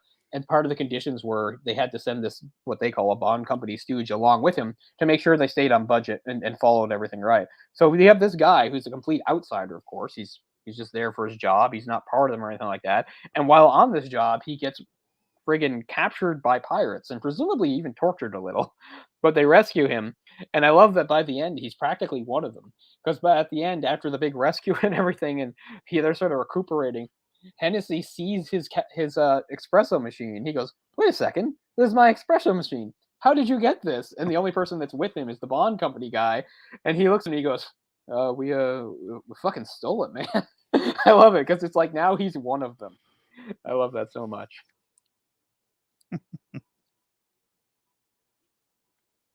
Then you also have to give him credit for that too. I mean, he didn't have to go after him. I mean, he sort of did, but he also didn't. You know what I mean? Like it definitely helped him to go after him, but at the same time, nobody would have blamed him for saying it's not. I'm not equipped for this. Pirates kidnap the guy.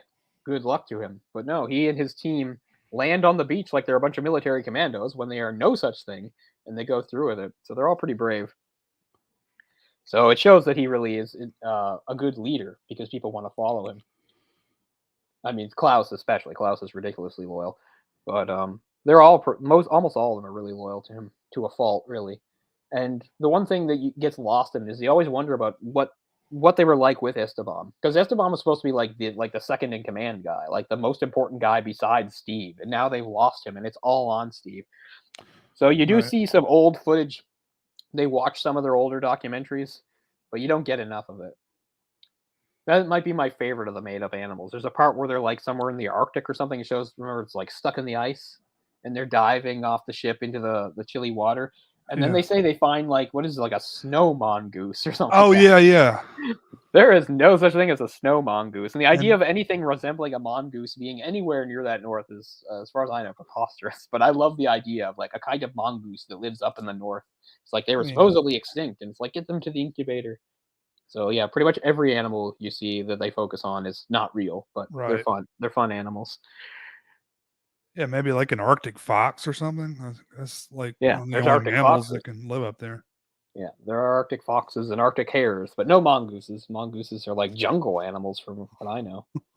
They live in hot places. I don't even know if mongoose is a mongoose or mongoose. Mongooses. I always said mongooses. I don't know why. I don't even know if they live in temperate areas. I always thought they lived in like really. I'll have to look it up. But anyway, I know for a fact they do not live up in the frozen north. That's for sure. But I love the Right. idea of like a snow mongoose. It's I don't very know a cool. lot Very about cool. them. Ricky Tikki Tavi is Yeah, about the only thing I know yeah. about mongoose. That's the thing I know. But that's one thing that's cool about like YouTube actually has footage of real mongoose fighting snakes. It's pretty cool. Their Oh, speed is just incredible. that's crazy. And you see how they're like, they're playing such a dangerous game, but they usually win. Yeah, One mistake means death, but they don't make it. right. Yeah, the Rikki Tikki Tavi story is a great story by Kipling, and of course they got it adapted like most people. The first way I saw it was the Disney animation short. Hmm. Sometimes one of our cats, Theo, the young one, we'll call him Rikki Tikki because he's kind of fat now, but he's kind of like a mongoose in the way he moves and acts sometimes. So sometimes we call him Rikki Tikki. Man, he's got to be, what is he, 4 or 5 years old now? He's 4. Wow. He turned 4 in April. Time flies. He's a really big cat. He grew faster than like he's a bottomless pit the way he eats, so I couldn't be surprised. I mean, he was such a tiny kitten because they all are when they start, but now he's bigger than Sasha, and Sasha was a big cat. Mhm. Theo's just a big cat. He's They get constantly to an age eating. where they get the big pooch that Oh yeah, he's got kind that, of and sachets with them. and it's really noticeable because of his coloring. Because he's a tabby, but his tummy is like blonde, so it sticks out. So yeah, you see his tummy bouncing around when he walks. Because otherwise, he doesn't look too bad. But from certain angles, it's just like, oh, geez, Yeah. Theo, dude, it's like do some crunches, Theo. But he couldn't because he's just constant. Like I don't know. We have growing up and all the pets we had, we always had pets that love to eat, but he's on another level. He's ravenous to the point where like I really questioned what it was like when he was a kitten growing up, even though he was wasn't that long. He acted like he had a fight for everything. Like to this day, he still growls at Sasha if Sasha gets too close to his food, even though he's the one that steals. Because he'll hoover stuff up when they get food, and he'll watch Sasha the whole time because all he's already planning ahead to steal from him. So I mean, Theo's a very nice cat, but that's his one big flaw is his greed and gluttony. Because yeah, he'll do anything for food. He always acts like it's like he hasn't eaten or like it's going to be his last meal ever. The way Right. he's a ravenous eater. It's so weird. I've always had cats that are just like will get like the tower, the food tower, Yeah. and like if it like just drops down a little bit, they like throw a fit. They're like, "Oh, you got to top it off," Oh yeah, these guys both panic. Like if Man. they don't have enough food overnight, like I mean, they wake my mother up every morning anyway. But like if they finish the food over there, they're pounding on her door. Like Yeah. they do sleep with her at night, but they always get kicked out at a certain point. So by 5, 6 in the morning, her door is closed, and depending upon the food situation, is how early they might start pounding on the door because they're so as if like they're just in a panic, like as if they're never going to get food again. Right. So, I mean, Sasha can be like that too, but I think Theo really drives it. But yeah, we do call him Ricky Tick sometimes because he can be very mongoose like, especially when he stands. I taught him how to stand. He'll do up. I'll say up, and he'll go up on hind legs. And he sort of knows sit, but he usually thinks it's like he thinks of them as one trick, so he'll go up and then sit. Yeah. My mother's trying to teach him paw, but she's having some trouble with that. I mean, it's hard to teach a cat anything, right? It is. Yeah. But but he's very smart, so we know we can do it. And then again, the food is the key because Sasha's original brother Simon. Not to say Sasha's not smart, but Simon was also a very smart, clever cat. He could do all sorts of things, but you couldn't really teach Simon things because Simon had no attention span. Mhm. Simon was always distracted by things. The difference is with Theo, if you have food, you have his attention. So I Oh, used yeah. I used treats, I used temptations, and it wasn't long at all to get him going up. So I might at the end of actually June or the start of July, I'll probably head back there for a little while. It'll feel a little weird because since I don't have Wednesday anymore, it'll be the first time since like my first stint at college that I can go home on the bus. Like nobody has to come get me. Well. So I'll probably do that, but it never made sense to me. By the way, I always thought it was dumb that the bus wouldn't let Wednesday on. All she would have done is sit in her carrier on the seat next to me. Right. She was a great traveler, never made a sound, but the rules wouldn't let her. So anytime I had to get there, my parents or somebody else would have to drive us. It was always a big deal. But now I can go back to taking the bus again. Not that I love it or anything, but there was a certain solitude I got out of it when I was younger. I don't know if I would now because I Mhm. being the person that I am, I'm not a morning person. I always took the latest bus. Usually leave around 4:30. Now, a normal drive from Halifax to Sydney, under most conditions, this is between 4 and 5 hours, depending on traffic stops, things like that. You could do it probably under 4 hours if you're fast enough. But the bus, of course, is slow and takes the longest route. I don't remember what it's like now because it's changed so much. It was used to be called Acadia Lines. That's gone now. It's something else. Anyway, the bus used to leave around 4, a little after 4, and it would get into Sydney at like 11:45. It was so slow that sometimes my parents actually drove to the North Sydney stop and got me there just so I didn't have to do North Sydney to Sydney. Because they would go up to North Sydney first because that's where the Newfoundland ferry that I mentioned earlier, that's where it leaves from. So some people getting off, I always felt really bad for those people. I was like, especially if they came from most of them didn't come as far as Vermont. Because I mean, the longest ride is like that's the main ride, Halifax to Sydney, but you can get on in between. So I'm on from beginning to end, as sometimes people get on after me and get off before me. But I always felt bad for no matter where they got on if they were going to go do the ferry, because I'm thinking you just did like 4 or 5 hours on this bus, and now you have to wait around, and then you're taking a ferry in the middle of the night. Jesus. But anyway, what I meant about solitude was because it would be later at night. And usually the bus would be more empty. I could just sort of sit in the dark. It would be very dark on the bus, and I just listen to music or whatever. Mhm. That hasn't really changed. That's also where the legend has probably died down since the days of the sausage factory. But old school people will know the movie I hate, the worst movie I've ever seen in my entire life, is the Popeye movie with Robin Williams from 1981. I saw that on the bus, on the Acadian Lines bus, in maybe 2003. It was like February 2003. It was frigidly cold and dark. And by this point, that wasn't policy anymore. They had the little screens, how they have them on buses.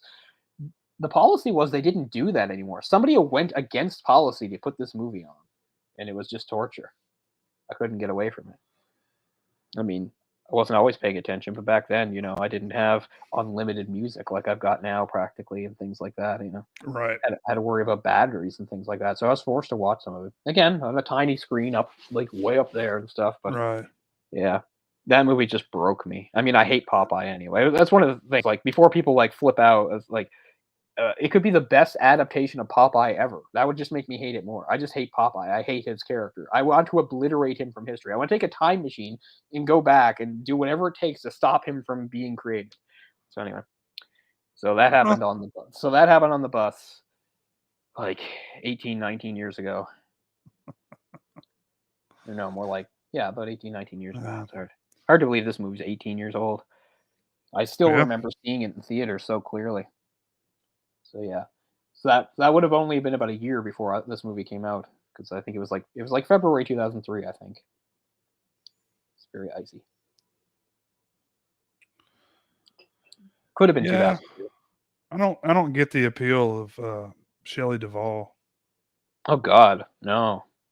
I didn't think she had appeal. I just thought she was a rare instance of like a character actor for a woman, because we've always talked about it. It's a little harder for women and men. You have good-looking leading male types, and that's always a great thing. But if you're a good enough actor, your looks don't necessarily have to hold you back. Mm-hmm. But it's a lot harder with women, right? So I always thought, okay, she's an example of a not attractive at all woman, but her acting chops got her through. So yeah, I mean, doesn't she seem well cast for that part? Olive Oil? Oh, absolutely. Yeah. So, yeah. I mean, I get it. I still don't like it, but she. But I mean, that's one of the reasons why I can't like hers, because she was part of that abomination. I know what you're gonna say. Don't you like Robin Williams? Well, I mean, because he's Robin Williams. Okay, I can't. Yeah. She's different. What is she? She's Olive Oil, and she's a super annoying woman in The Shining. Right. Whatever else she did doesn't matter to me. It's like, all right, Kubrick, you were right to abuse her on the set. And apparently Kubrick was really mean to her. Yeah. But yeah, so maybe in about a month I'll do one of those long bus rides for the first time in many years. It obviously won't feel the same. Yeah. But I don't even know what the route's like. I mean, it was such a long ride. It was over 7 hours. Just went slow because it's a bus, and just every stop imaginable. And it used to be sort of about the halfway point. I mean, Antigonish. It used to be like a 25 to 30-minute stop. Like, people might even get off and eat and stuff. I've never did that. I was always worried about missing the bus, so I'd get off and stretch my legs, but I would never let the bus leave my sight. Like, I'm not having a bus abandon me. So maybe in a few weeks I'll embark on that again. We'll see. And I will see the cats, which will be nice. But anyway. Have you noticed in this movie, it's just like when they're fighting the pirates, it's just like random snakes. It'll just be like a snake like on the countertop. Or I don't think I did. Just random. Yeah, it's like an albino, I don't know, python or whatever the hell it is. Like in the pirates like hideout? Yeah. I guess that kind of makes sense, right? To add to the ambiance of it being a pirate hideout. I don't know. Make it seem a little more threatening. I mean, there's animals all over the movie, of course, you know, even the non-fake ones. Like, there's a lot of cats in various scenes and things like that. Right. Like the scene where they come back to they come back to the island with his compound, and Eleanor greets him by saying his cat died. Right. He's just like, oh, what happened? She's like, he got bit in the throat by a rattlesnake and died. He's like, why do you have to say it like that? Couldn't you have broken it to me more gently? And he's like acting upset. And then Ned says, it's not stupid. It's like, what kind of cat was it? And he's like, who gives a Like, nah, shit? who gives a shit? And then he does say, I think it was, yeah. I think it was a tabby. Yeah, he goes, I think it was a tabby. Yeah. So it sort of shows both sort of sides of Steve. On one side, he can be very warm and caring, but on the other, he can be sort of callous. It kind of depends. He's sort of a character at odds with himself, which I think makes a lot of sense. That's really what drives all drama, whether it's serious or not, is like conflict, not between people, but conflict within yourself, internal conflict. Actually, Right. you're from Mississippi, so the great writer from Mississippi, William Faulkner, he had a quote or something like that. He said, like, the only thing, if you boiled down all writing, he's like, the only thing that was really worth writing about was like human conflict, like Conflict. against yourself, like Mhm. internal struggle. I'm butchering it, but that's basically what Faulkner said. That was the only that was the only thing worth writing about. I know it a bit because it's something that gets brought up by George R.R. Martin when he talks about A Song of Ice and Fire. We don't have time for that nonsense, but I'll just say I've started reading those. I started reading those books again, and I'm up to. I just started the third. Here's the Clash of Kings. Unfortunately, only my first one came out before the show. I didn't own any of the others, so all the ones from 2 on have that stupid Game of Thrones thing on it, which sucks. Yeah, I hate that shit. But my first one, the original Game of Thrones, this is a 2002 edition. I didn't read it in 2002. I got it in, I think, 2004. So Is he ever going to finish that series or no? He's Too done. busy. I mean, since he's not gonna- 2014, he's been like torturing us, like talking about like the progress and things like that. The last thing I tried to look up on it, he talked about how mean people could be online about it, and I sympathize. Like, they shouldn't be. He's a human being and he's doing real hard work here. It's not like this stuff is easy, and people are acting like, just shit out your product, asshole. I think they're being really callous and mean about it, but it is true. Like, it's been 10 years. It's been more than 10 years since the last book. And at various times in his own updates, he used to actually say, like, at one point in like 2017, he's like, pretty sure by the end of this year, yep. And then in 2018, he's like, I feel like the end of this year, but that's what I said last year, so I won't say it. And then when the pandemic, really locked things down in 2020, he said, oh, this is great for me. This is, this has really forced me into working on it. I'm getting lots done. It's like, well, what about now? Because they're gonna make the prequel show, and I guess he wrote the treatment for that. It's just like, stop spin-offs and everything. He always says Winds of Winter is the top priority, but he keeps writing all this other stuff and devoting his time to other things. Yeah, I forgot about that. There's like 3 or 4 different spinoffs, right? That they have planned. Yeah, I don't know, but anyway, I know at least that the Targaryen one is coming out pretty soon, which is one of the reasons I decided to watch the thing.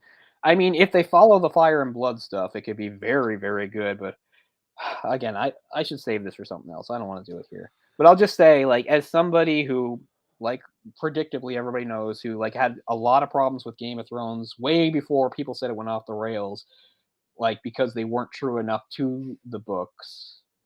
What was I going to say about that? Like, even like now, it comes across as even worse. Mhm. And it's hard because, I mean, the show it's just too ambitious. It's too ambitious. Because the show, if you look at the show and you don't know anything about the books, the show is very complex, right? Tons of characters, lots going on. And then but I mean, these are huge books. This is the first. This is like 1,100 pages. Yeah. In Britain, this book is broken into 2 volumes. It's so big. But I don't know. We don't have time for me to blab about that kind of shit. Or, I probably will because I have to, but we'll do it somewhere else. People don't need that on this show. But just again, as revisiting this and reading some of the extra stuff and the stuff, like, I just realized, like, how impossible a show for it ever could have been. And it's not like I don't like that the show exists, because they did do some things so well. I'm glad it happened. Like, you know what I mean? Like, Yeah. sometimes it really is nice to see the actor do it or something like that. Like, I was just thinking, like, having just read through Clash of Kings or whatever, there's a part where, early on, Tyrion is the hand of the king right now, right? Tywin's off fighting the war, so Tyrion's the hand of the king for Joffrey. in King's Landing, and he's doing stuff his way, he's changing things, and does that thing where like he tests and he finds out Pycelle blabbed to Cersei, so he decides to scare Pycelle and lock him up for a while.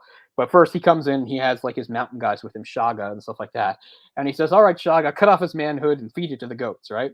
And in the book, it's pretty much the same as the show. It's almost word for word, because what he says is like he says, "All right, cut off his manhood and feed it to the goats." Shaga looks around and goes, "There are no goats, half man." And the line is "make do," and then he like grabs and stuff like that. But it's so much better to see Peter Dinklage do it, because he's just like, "There are no goats, half man," and Peter Dinklage gives us like this really fun look, and he goes, "Well, make do." Like, it's so much better than just like how you might read in the book. So moments like that make me still glad the show existed. But having just recently, okay, this is the last thing I'll say, and then we'll move on.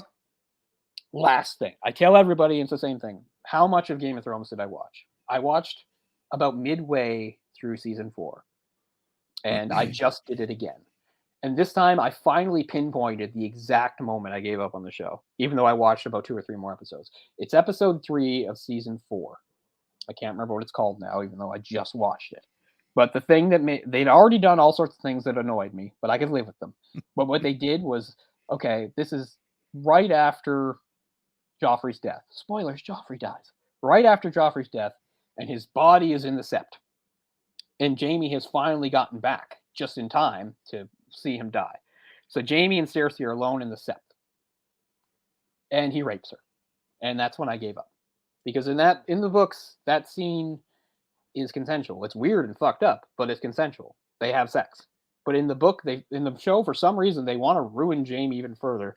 Because I'll say one other thing that they did in the show that really bothered me, that was earlier on, is like when Jaime's a captive, for Rob's forces, and Catelyn's just anyway. At one point, he's locked up with this cousin of his, and they have this whole scene that, of course, is not in the book, because, as people know, the books are told in point of view chapters. So one of the things that's kind of interesting about the first couple seasons is they do give you some interesting scenes that you would not get in the book. Like if you saw like Littlefinger talking to Varys, like that's the show adding stuff, because they are not point of view people. You only see them if a point of view person is there to witness it, right? So some of that is kind of cool. So this is Jaime by this book. This is the first book, the third book, where Jaime becomes a point of view character. He's not a point of view character in the first 2. But anyway, so they do a point of view of him, which I don't mind. And they have him talking to his cousin, and he says all this stuff about how his cousin, really looked up to him and thought he was a cool knight and everything like that. And Jaime's like, "Oh yeah, I remember that." And he tells him some stories and stuff like that. And he's like, "I have an idea of how to escape." And he's just like, "But I need your help." And he's just like, "What do I have to do?" And he's like, "Well, you'll have to die." And Jaime like beats him to death. So that was really the thing that bothered me too. Because again, completely out of character. Jaime would never murder his own family. So anyway, shutting up now. We'll save that for a completely different stream, and everybody can listen to my stupid complaints. Even though they're on YouTube itself, YouTube is full of lovely videos, full of people that actually, organize their thoughts and make actual videos. And it's not just a stream of consciousness rambling like I'm doing. And I recommend them. There's some really good ones. In Deep Geek, that's a great, great channel. They'll explain everything. It's like, what happened at Summerhall? He'll tell you. Well, we don't exactly know what happened at Summerhall. But anyway, in watching the show again, I just watched that episode, and I know I said I'm going to push through and just see it, just to see it. I know I can't. So I know people got pissed off by the 6th, 7th, 8th season, and some people said, well, they ran out of book. I mean, they had plenty of books still to go when I was done with it. I was so mad. Anyway, I've taken way too much time talking about that. I don't like doing that in an episode that's supposed to be about Life Aquatic. I will ramble about that somewhere else if anyone has any interest, because I'm kind of in a Song of Ice and Fire mode again, which is very all-encompassing, because, this new Star Wars show came out, and this is the one I actually care about, because I like Obi-Wan, and I did watch it, but it's hard, because I don't watch shows this way, because I'm not thinking about Star Wars right now. I'm not, I love Star Wars. I always come back to it, but right now it's not on my radar. I'm not reading Star Wars. I'm not looking up Star Wars stuff online. So I did watch the show, and it was fine, but the timing doesn't really work for me. Maybe I should have waited, because I just don't feel like I'm into Star Wars right now. But I love Obi-Wan. That's the show I wanted. It's just the 2 episodes so far, yeah. Yeah, they released them both at the same time. They didn't just do one. Then I guess because technically it's a part 1 and a part 2. I mean, they're all connected though. I don't know. Pretty good. I may just wait till it all comes out and I'll binge it all. Yeah. Because I do care about that. I care about that more than the Boba Fett show. Yeah, Stuff like I that. actually quit the Boba Fett show, and before people misunderstand that, it's not like it was horrible. Again, I just was not in the right frame of mind. That's what I've heard. And I I've watched heard it's maybe not 5 or great. 6. Yeah, but I mean, if you take the 3 shows, the Mandalorian, Boba Fett, and this, like, I actually like Mandalorian a lot. But again, it wasn't something I wanted. If you were going to talk about a Star Wars show I wanted, it was this show. I Mhm. did feel like you could like actually tell good stories. Plus, he's my favorite character, is Obi-Wan. So, or my favorite Jedi, maybe not favorite character. He's my favorite Jedi. So, Yeah, Ewan it, McGregor's back, so yeah, I'm and definitely Ewan gonna watch McGregor, it and too. again, it lines up actually, like for his age and everything. Like, Yeah, so it lines up pretty well. Because that's one of the big problems with Star Wars originally. If it was only supposed to be a gap of 19 years, between Revenge of the Sith and A New Hope, like 19 years isn't enough. Like no, not at all. Obi-Wan ages way too much in that time, but anyway. Yeah, and Hayden Christensen's back as well, right? Yeah. There is a weird, since we're there, and I swear we're going to get back on topic in a second. There is a weird moment in that seems, I don't think it's too much of a spoiler, is that it turns out to be a revelation towards the end of the second. It's kind of a cliffhanger thing at the end of the second episode. Is that somebody tells Obi-Wan that Lord Vader is up and about doing things, and of course Obi-Wan knows that Lord Vader is him, but it comes as a surprise. And all I can say is, I guess it's because he's in the Outer Rim. It's so easy to forget distance in Star Wars because people just keep bumping into each other as if they're in the same city when they're actually like in a galaxy full of planets with Right. zillions of miles. But I think what they're trying to push is like, yes, it's been 10 years. This is 10 years, by the way. This is 9 years before A New Hope. It's 10 years since that. So they're trying to say, I guess, that yes, in 10 years, obviously Vader's made a name for himself. People know who Vader is and they're terrified of him. But way out here in Tatooine, people still don't know, because that's what they're saying. Because they're saying he doesn't know. That's supposed to be like a revelation. He's finding out he's like, oh, he's still alive. So that hit me kind of wrong. I was like, why wouldn't he know he's still alive? Because everything I've read suggests he did know. But I guess they're just playing on the fact that, like, yes, a lot of people know about Vader. And that's another thing that I don't know enough people really know, is the idea that like almost nobody knows or made the connection that Anakin is Vader. That's a big, big secret.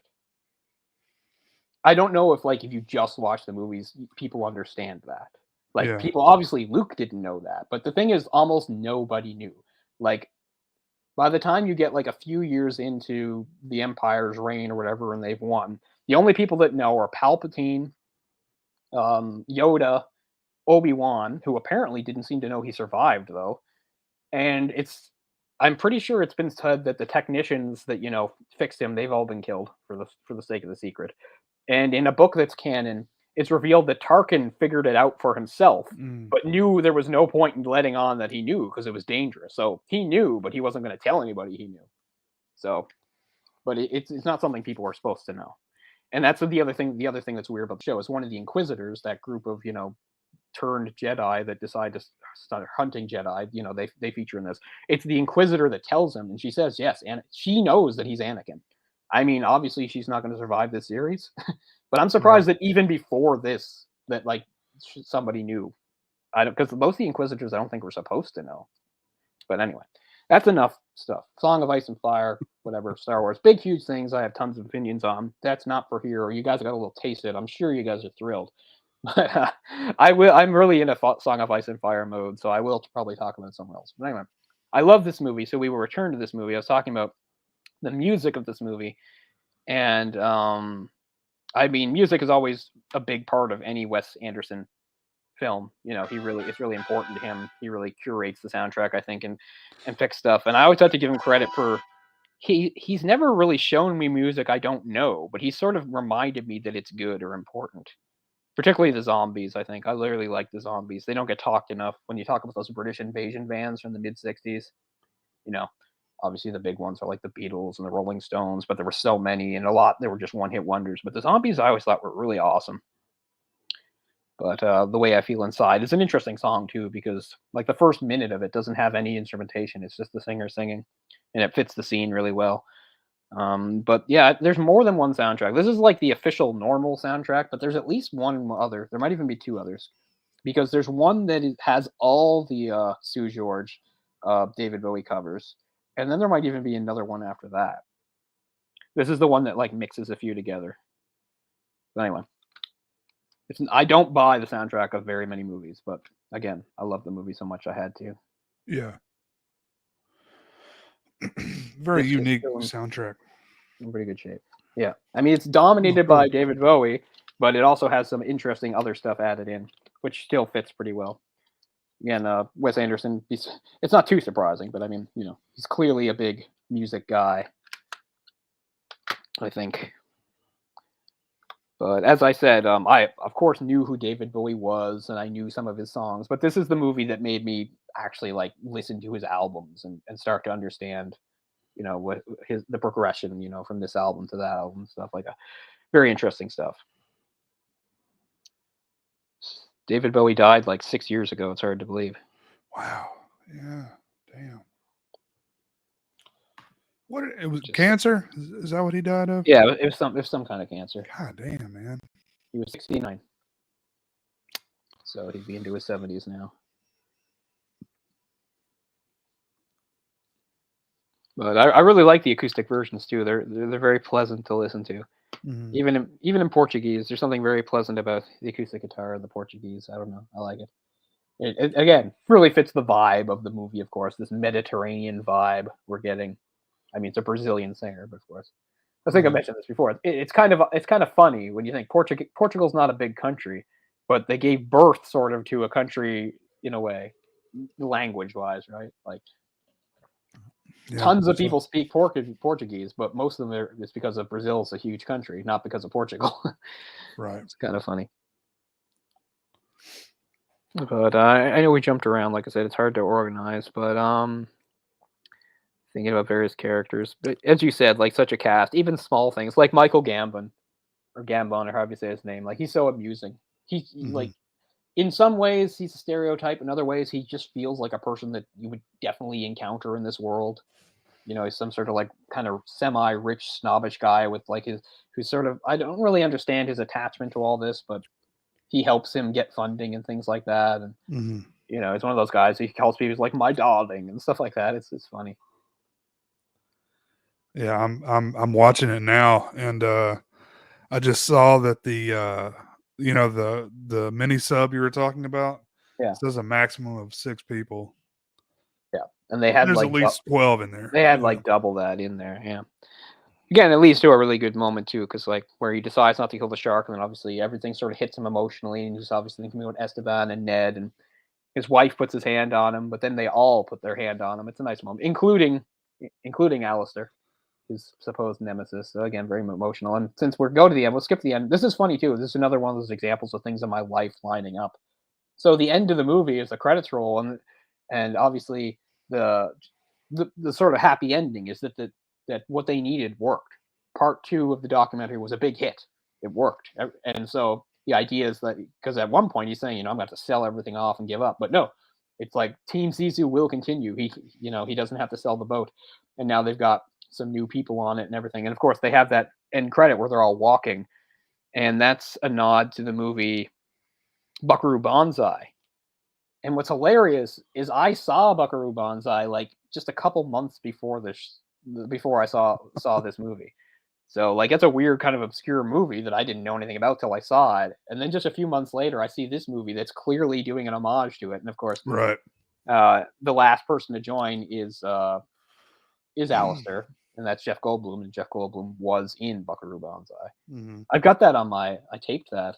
I haven't watched it forever, but that's on my DVR. My remote's wearing out, so it's harder and harder to use. I don't think we mentioned yet, but Noah Baumbach was the writing partner with Anderson, right, on this? Right. They did at least one other movie together, didn't they?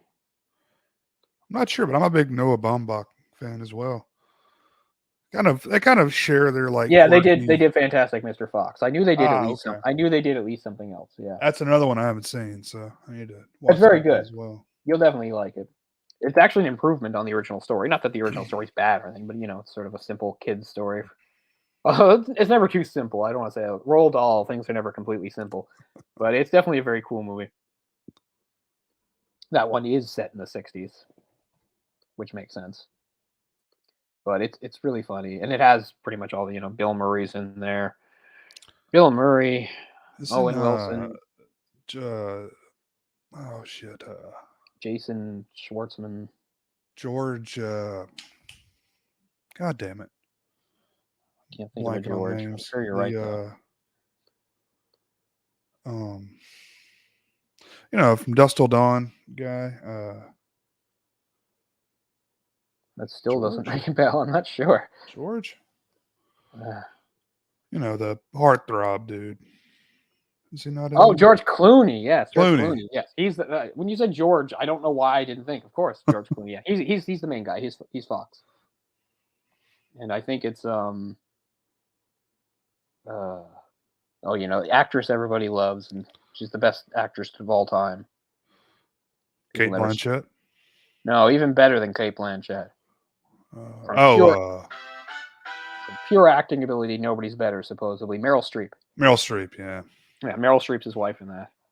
Okay. Meryl Streep was never very pretty, but she has one attractive sounding voice. Her Fox sounds much more so attractive. Yeah, we've talked about that before. I think that's how she was able to transition, because she was never really like a, attractive leading lady. I mean, no offense to her, but she was decently pretty if you look at her in something like Sophie's Choice, but obviously Deer Hunter or something. Yeah. Yeah. But I mean, I think she's a very good actress. But from what I can tell, society's position is she is the greatest. That she blows all other actresses away, and I don't agree with that, but yeah, she's very good. Anyway, of course, it's George Clooney, and I mean, again, George Clooney's tailor made for that sort of role. He's a lovable rogue, that's George Clooney to a T. So it's a great, you'll definitely enjoy it. Yeah, so that's the movie they did together. Besides Life Aquatic, I haven't seen he wrote and directed that Marriage Story movie that came out a couple years ago. But the Adam Driver, that looks kind of heavy. I feel like it would just probably bum me out. So that's why I haven't watched it too. Yeah. I've heard it's good, but I don't really want to. Wow, the first thing he wrote and directed was a 1995 movie called Kicking and Screaming. I don't know what that is. That's a good movie. Is it? Mm-hmm. Parker Posey's in there, and Eric Stoltz. That piques my interest. A lot at first I was like, is that the Will Ferrell? I was like, no, it can't be 95. Because I was like, the Will Ferrell Kicking and Screaming? What? But no, wrong thing. But yeah, I've seen some of his stuff. Francis Ha, I think he did that one. Yes, that was good. He actually has a role in this movie. He's somebody named Philip, but I don't know who the hell that's supposed to be. Probably just some background character. Something like that. But yeah, I mean, both movies he did with Wes Anderson are really good, so it'd be cool if he did another one at some point. He's doing the Barbie movie. Oh God. Isn't that odd? The Amy Schumer is going to be in that. No, that's what they talked about before. Ugh, this is the serious Barbie movie with Margot Robbie. Oh, okay. Ryan Gosling is Ken. Margot Robbie. Yeah. Ugh. I have no idea what the angle's supposed to be on this, but he's the writer. That's his current thing. It has a 2023 release date supposedly, and that I get it. You got to work. Yeah, I mean, directed more stuff than I thought. I know he's directed quite a few things. Obviously, everything he directed, he wrote, except for the De Palma movie, which was a documentary. So you don't really write a documentary in a way. That's a good documentary, though. Yeah. I have such a weird relationship with De Palma. I tried to watch Blowout a few weeks ago and couldn't get through it.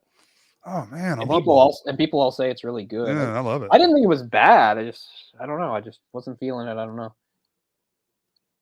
I mean, I get that he likes Hitchcock, but I don't know. He just rips him off so much. It's a little. And I don't know, because one of my favorite movies by him is like maybe the most blatant one, which is like Body Double. I really like Body Mhm. Double.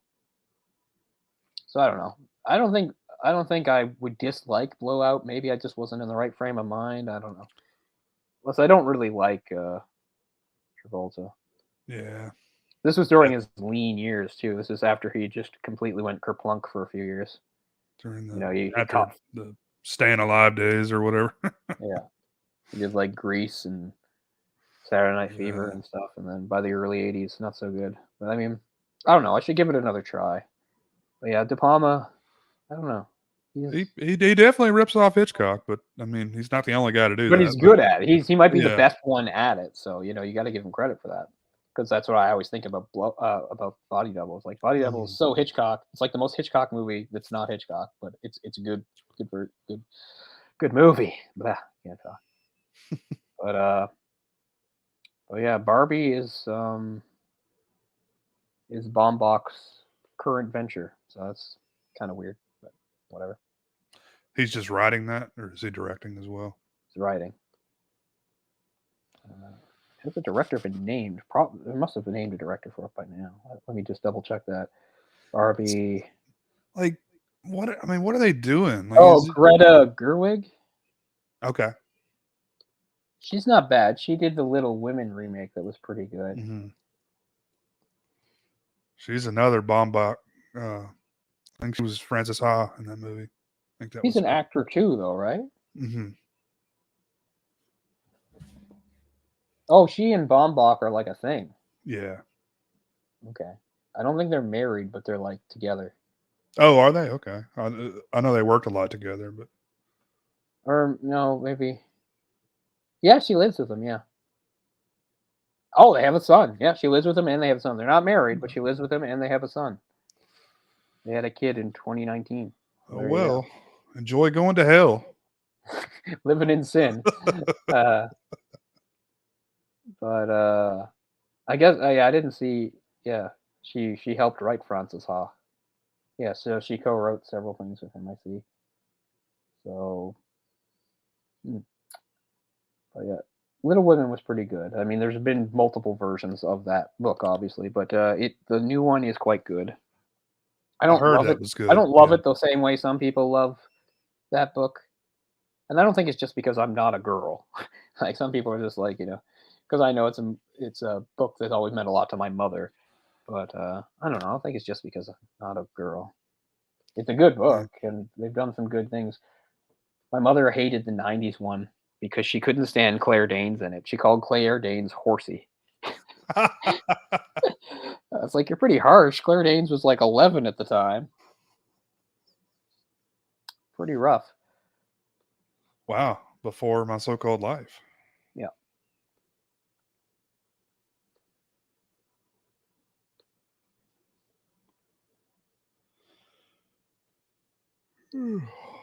But I mean, even though this movie has like extra stuff after the death of Ned, it doesn't feel like padding to me. I do think that you have to give a certain amount of time to the scene with the shark. Then the rest is just sort of, I don't know, kind of like an epilogue, putting pieces back together. The death, I mean, when you watch the movie for the first time, Ned's death is very shocking, I think. And I like how it's done too, because it really, because I mean, they crash obviously, but there's a few hints that it's definitely going to be a lethal crash, because as the crash happens, right, we don't see it exactly. We see all these flashes, right? And we get the screen flashing red, plus we get some like flashback things. So that probably is enough to tell you that it's fatal to someone, because they wouldn't do that if, you know, somebody, they were just going to walk away from it. Oh, sorry, go ahead. That scene was really interesting. Like when Owen Wilson was in the water, you know, he takes his helmet off, you know, and he's just sort of babbling about what could have gone wrong. But it's like you get, like, you know, the water is red. Yeah, really that was the next part I was they, going to. Well, that's what I was going to say. Like, if you didn't already get the feeling that it was going to be fatal from what happened during the crash, when the screen flashes red and shows stuff, it does this thing where it's like, oh, okay, he's talking, they're both in the water, but it's like the camera's half in, half out of the water. The water comes up. When it comes up, it's all red because it's blood. It's letting you know, like, we don't see how bad the injury is. Right. But so it's really bad. Like, he doesn't probably know he's going to die. severed some artery or vein in Yeah. his leg or something. Collapsed his lungs, all sorts of Yeah. things that could happen, right? Um, Yeah. And yeah, so a lot of time spent in the water, which is never easy in shooting a movie.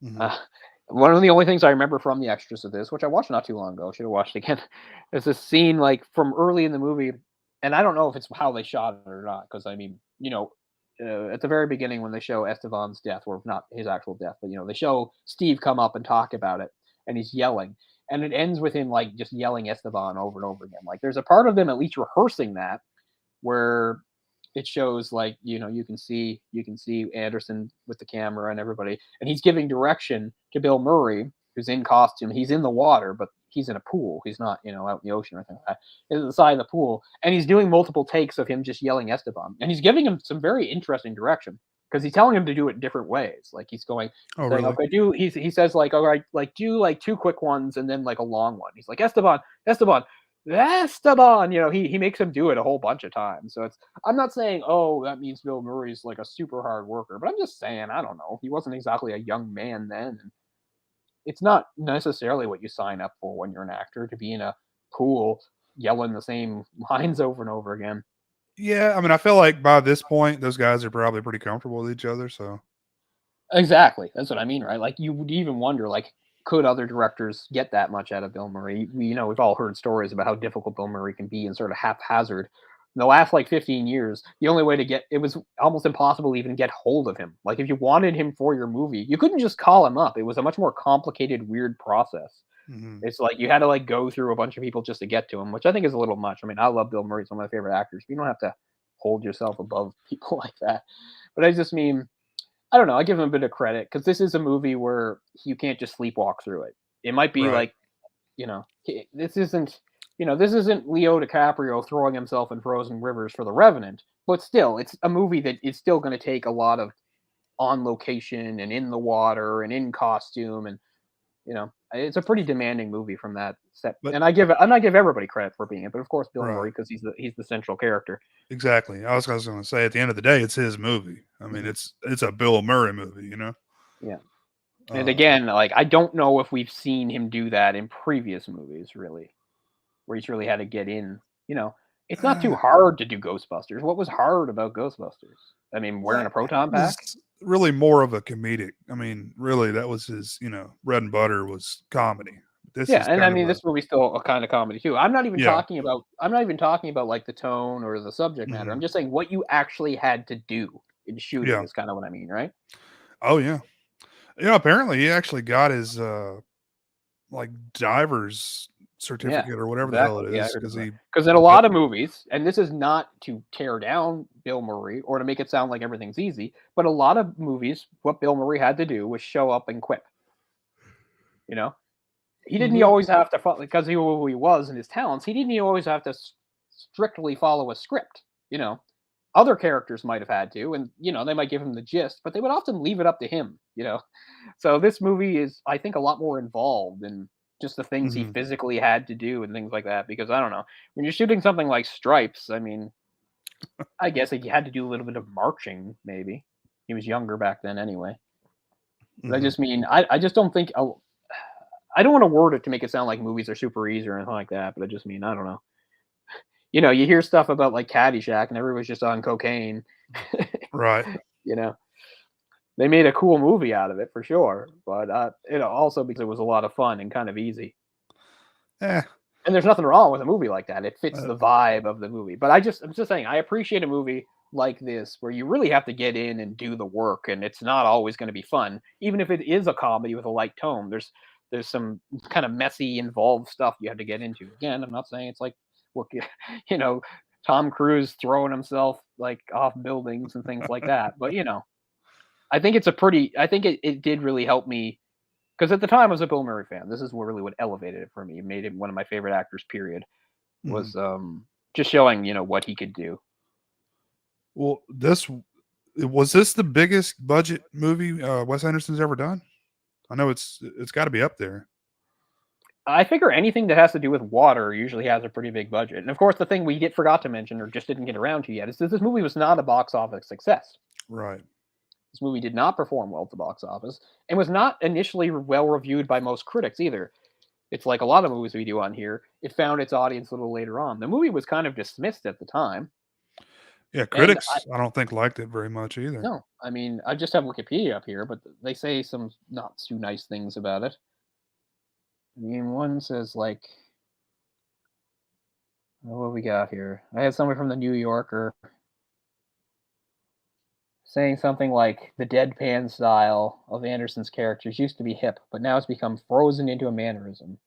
Said that some stretches of action, lightly held within quotation marks, unmistakable air of play acting.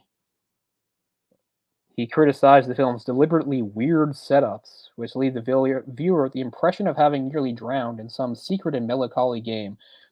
Stuff like this, again, everybody can have their own opinion.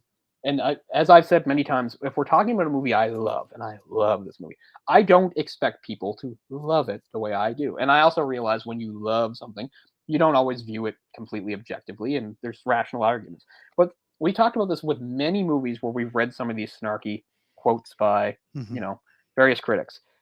Sometimes, in this one in particular, makes it sound like you don't watch movies. You're a movie critic, and you're making it sound like you're seeing something that is so baffling to you that you can't even figure it out. Like weird setups. I mean, it's a quirky movie. Is weird suddenly too much for you? And I just love how he says, what is it again? The impression of having nearly drowned in some secret and melancholy game. What the fuck does that even mean? You can't say his characters or whatever stale and then say it's quirky. I mean, you know what you're getting. It's a fucking Wes Anderson movie. Come on. Mm-hmm. I mean, it just seems odd to, you're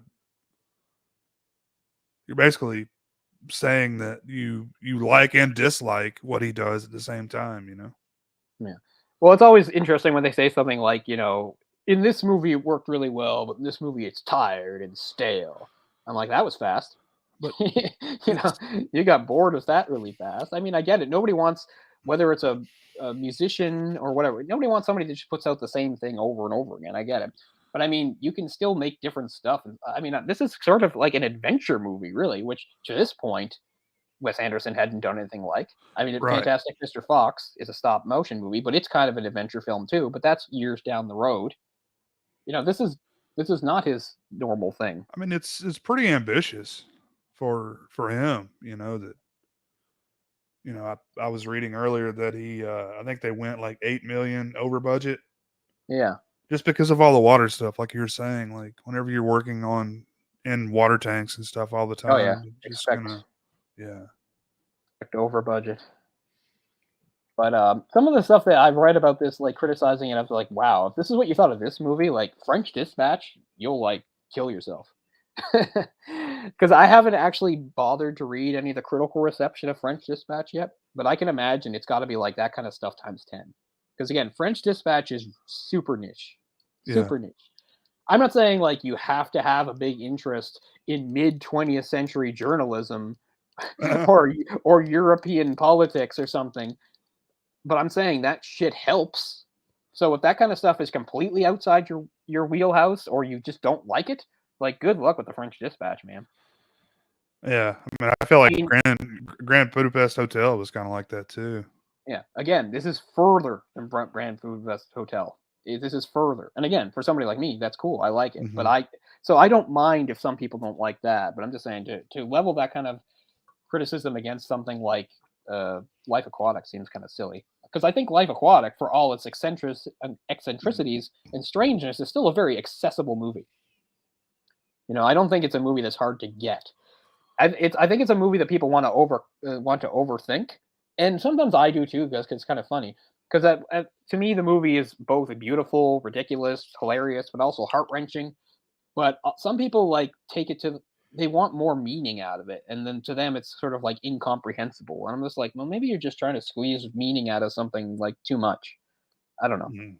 I mean, the whole thing we do on this show is we want to analyze and we want to get in there, but that doesn't mean you can't overdo it in some cases, right? Sure. Sometimes things exist because they exist, because the creator thought it was cool or interesting, and there isn't really a bigger, meaning or symbolism behind it. Not with everything. I mean, I love playing that game. I love to analyze and look for symbols and stuff like that. But sometimes it's just it's too much of a reach. It's like you were saying earlier, everybody's not going to like these movies, So if you're not into this style of movie, you're not into Wes Anderson, you're not going to like the next movie he does, just because he has a particular style, the quirky, snarky. I'm just thinking, if this guy thought it was stale in 2004, he must really hate Wes Anderson by now, because he's had 5 or 6 more films on top of it that are all the same type movie. But I don't know. Everything works for me. Again, I love of course, the look and feel of the movie. I love the locations. I love all the artistic direction. Like a lot, I mean, every director does this to a certain extent, but we talked about very meticulous directors, Wes Anderson being one. Somebody like Ridley Scott is another. They're very specific in the way they set up scenes and the backgrounds and they dress us. Everything's there for a reason. It all gives off a certain look and aesthetic quality. And we are both obviously fans of the way that Wes Anderson does it. Not everybody's going to be, but I think it's more versatile than maybe some people think. We say there's a sameness to this movies, but they still range across a pretty good variety of subjects and locations and things. It shows that you can apply it to a lot of different stuff, and it doesn't all just come out the same, I don't think. But yeah, this is a movie that I just would love to live in. I love all the locations. I love the buildings, the boat, the island, some just beautiful shots in this movie. And now not all of them are completely natural. There's the part after the pirate thing where Steve is standing there and there's this big weather phenomenon going on in the sky that I don't think is real. They talk about something like nature being out of balance. He says something like the northern lights being backwards. I can't remember, but anyway, it's a wonderful shot. So I don't know if the sky is real or not, but it looks great. It's awesome. So that's cool.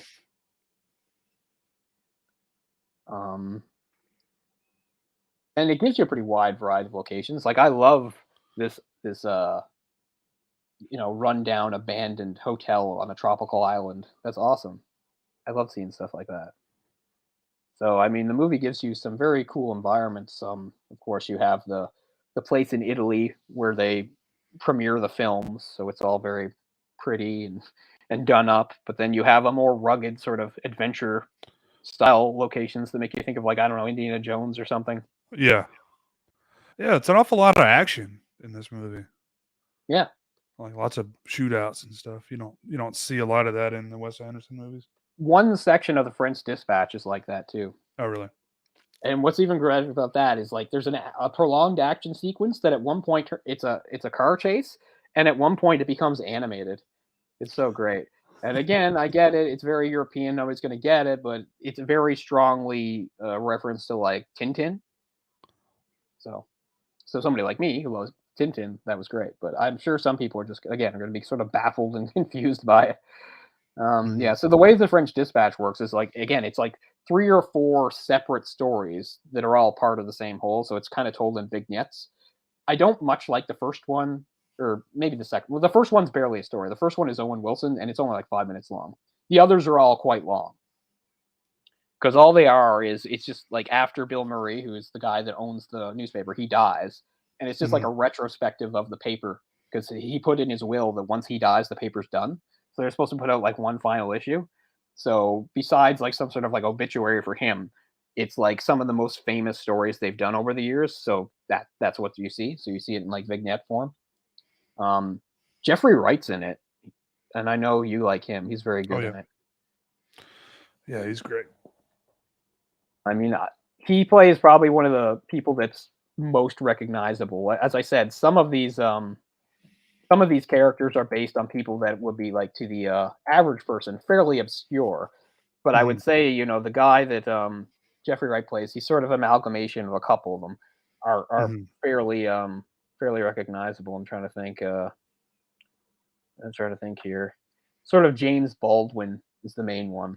I don't know what people know about James Baldwin, but he was a black writer. He was an activist. He was also very notably homosexual at a time when that was, mostly kept under wraps. He was out about it. Yeah, so it's very interesting to see that kind of character. Again, none of them are the actual character. They're just strongly based on the real life person, and you can really see a lot of James Baldwin in the character, and it really shows again Jeffrey Wright's sort of versatility of how easily he gets into it. Oh yeah, he's definitely a guy that should be a household name by now. But well, maybe Batman will get him there. I was gonna say, obviously, he was a very good Gordon. You know, I'd never pictured Gordon not white, but seeing this black Gordon, really great. You know, Yeah. Sorry, I was going to take us in another direction. I'll save that for another time. just as well. But yeah, I think sometimes because of the success of Royal Tannenbaums and some of the crossover, I think they compare the movies too much. I mean, I get it. They're Mhm. both Wes Anderson films, and they both have some of the same actors, just like almost all. But I mean, they're still separate things. I mean, you want to call it a spiritual successor, fine, but I think there's Yeah. plenty, you know, to make them stand out from each other. I really like both films. I like this one a bit more, but I mean, I Mhm. really like both films. I mean, I really like the characters in this movie more, I guess, is what it is, and that's not a slag on the characters in the other movie because I like the characters in the other movie a lot too. I think that's just sort of what, and probably the sea adventure setting is just really fun. Yeah. But I don't know. I feel like I haven't done it proper justice the way I like. I mean, obviously, I've gotten across to people that I love the movie, but I always want to articulate in a way that, like, I don't know, explains it a little better. It, it's just a movie. You know, I've seen so many movies.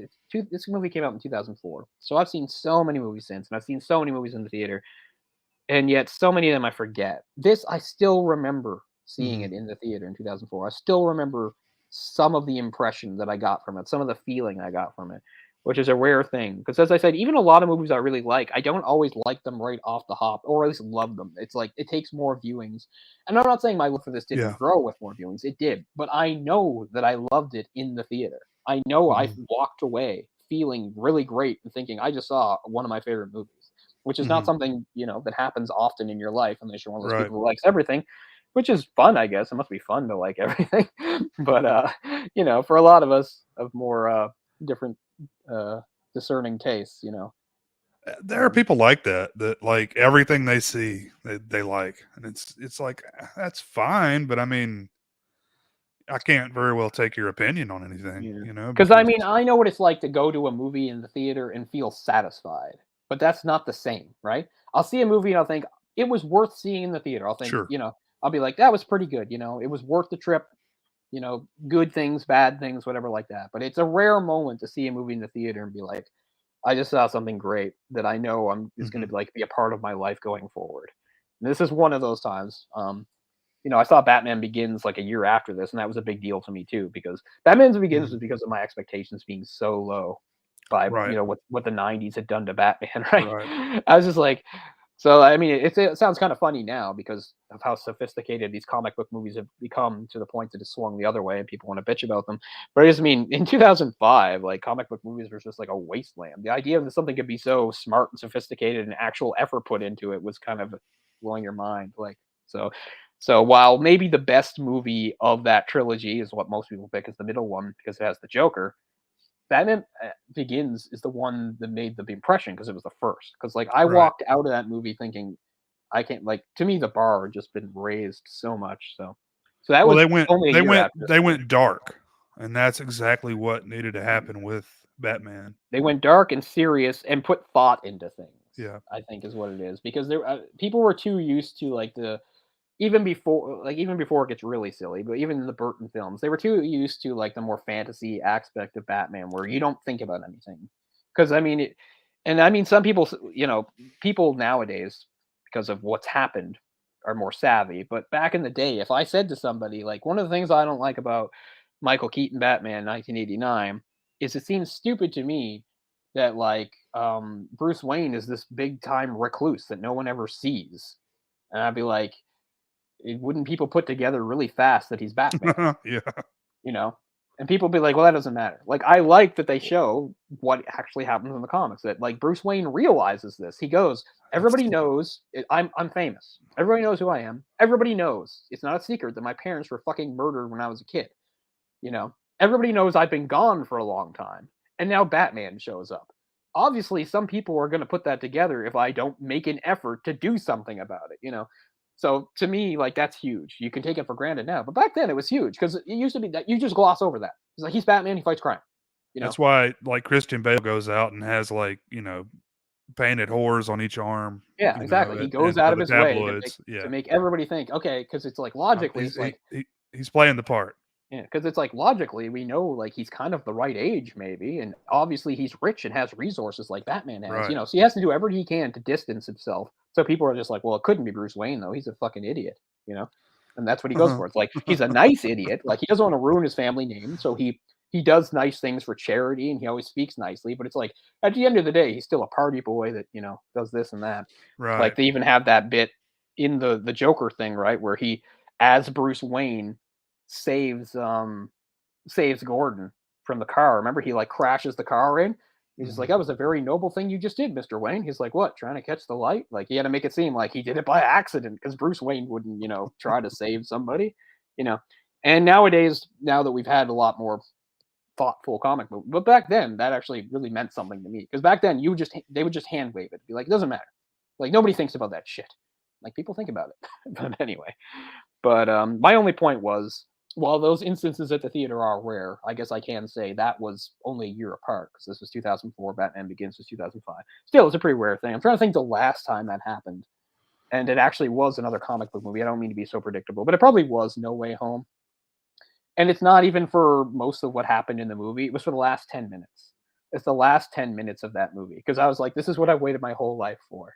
All this other stuff, fine, whatever. But finally, I have Spider-Man where I want him to be, which is in an apartment alone, doing his adult- thing, an and adult as Spider-Man. someone isn't out of high school, trying to work a job, and it's just like, well, didn't he do that in Tobey Maguire? Yeah, but with limited success.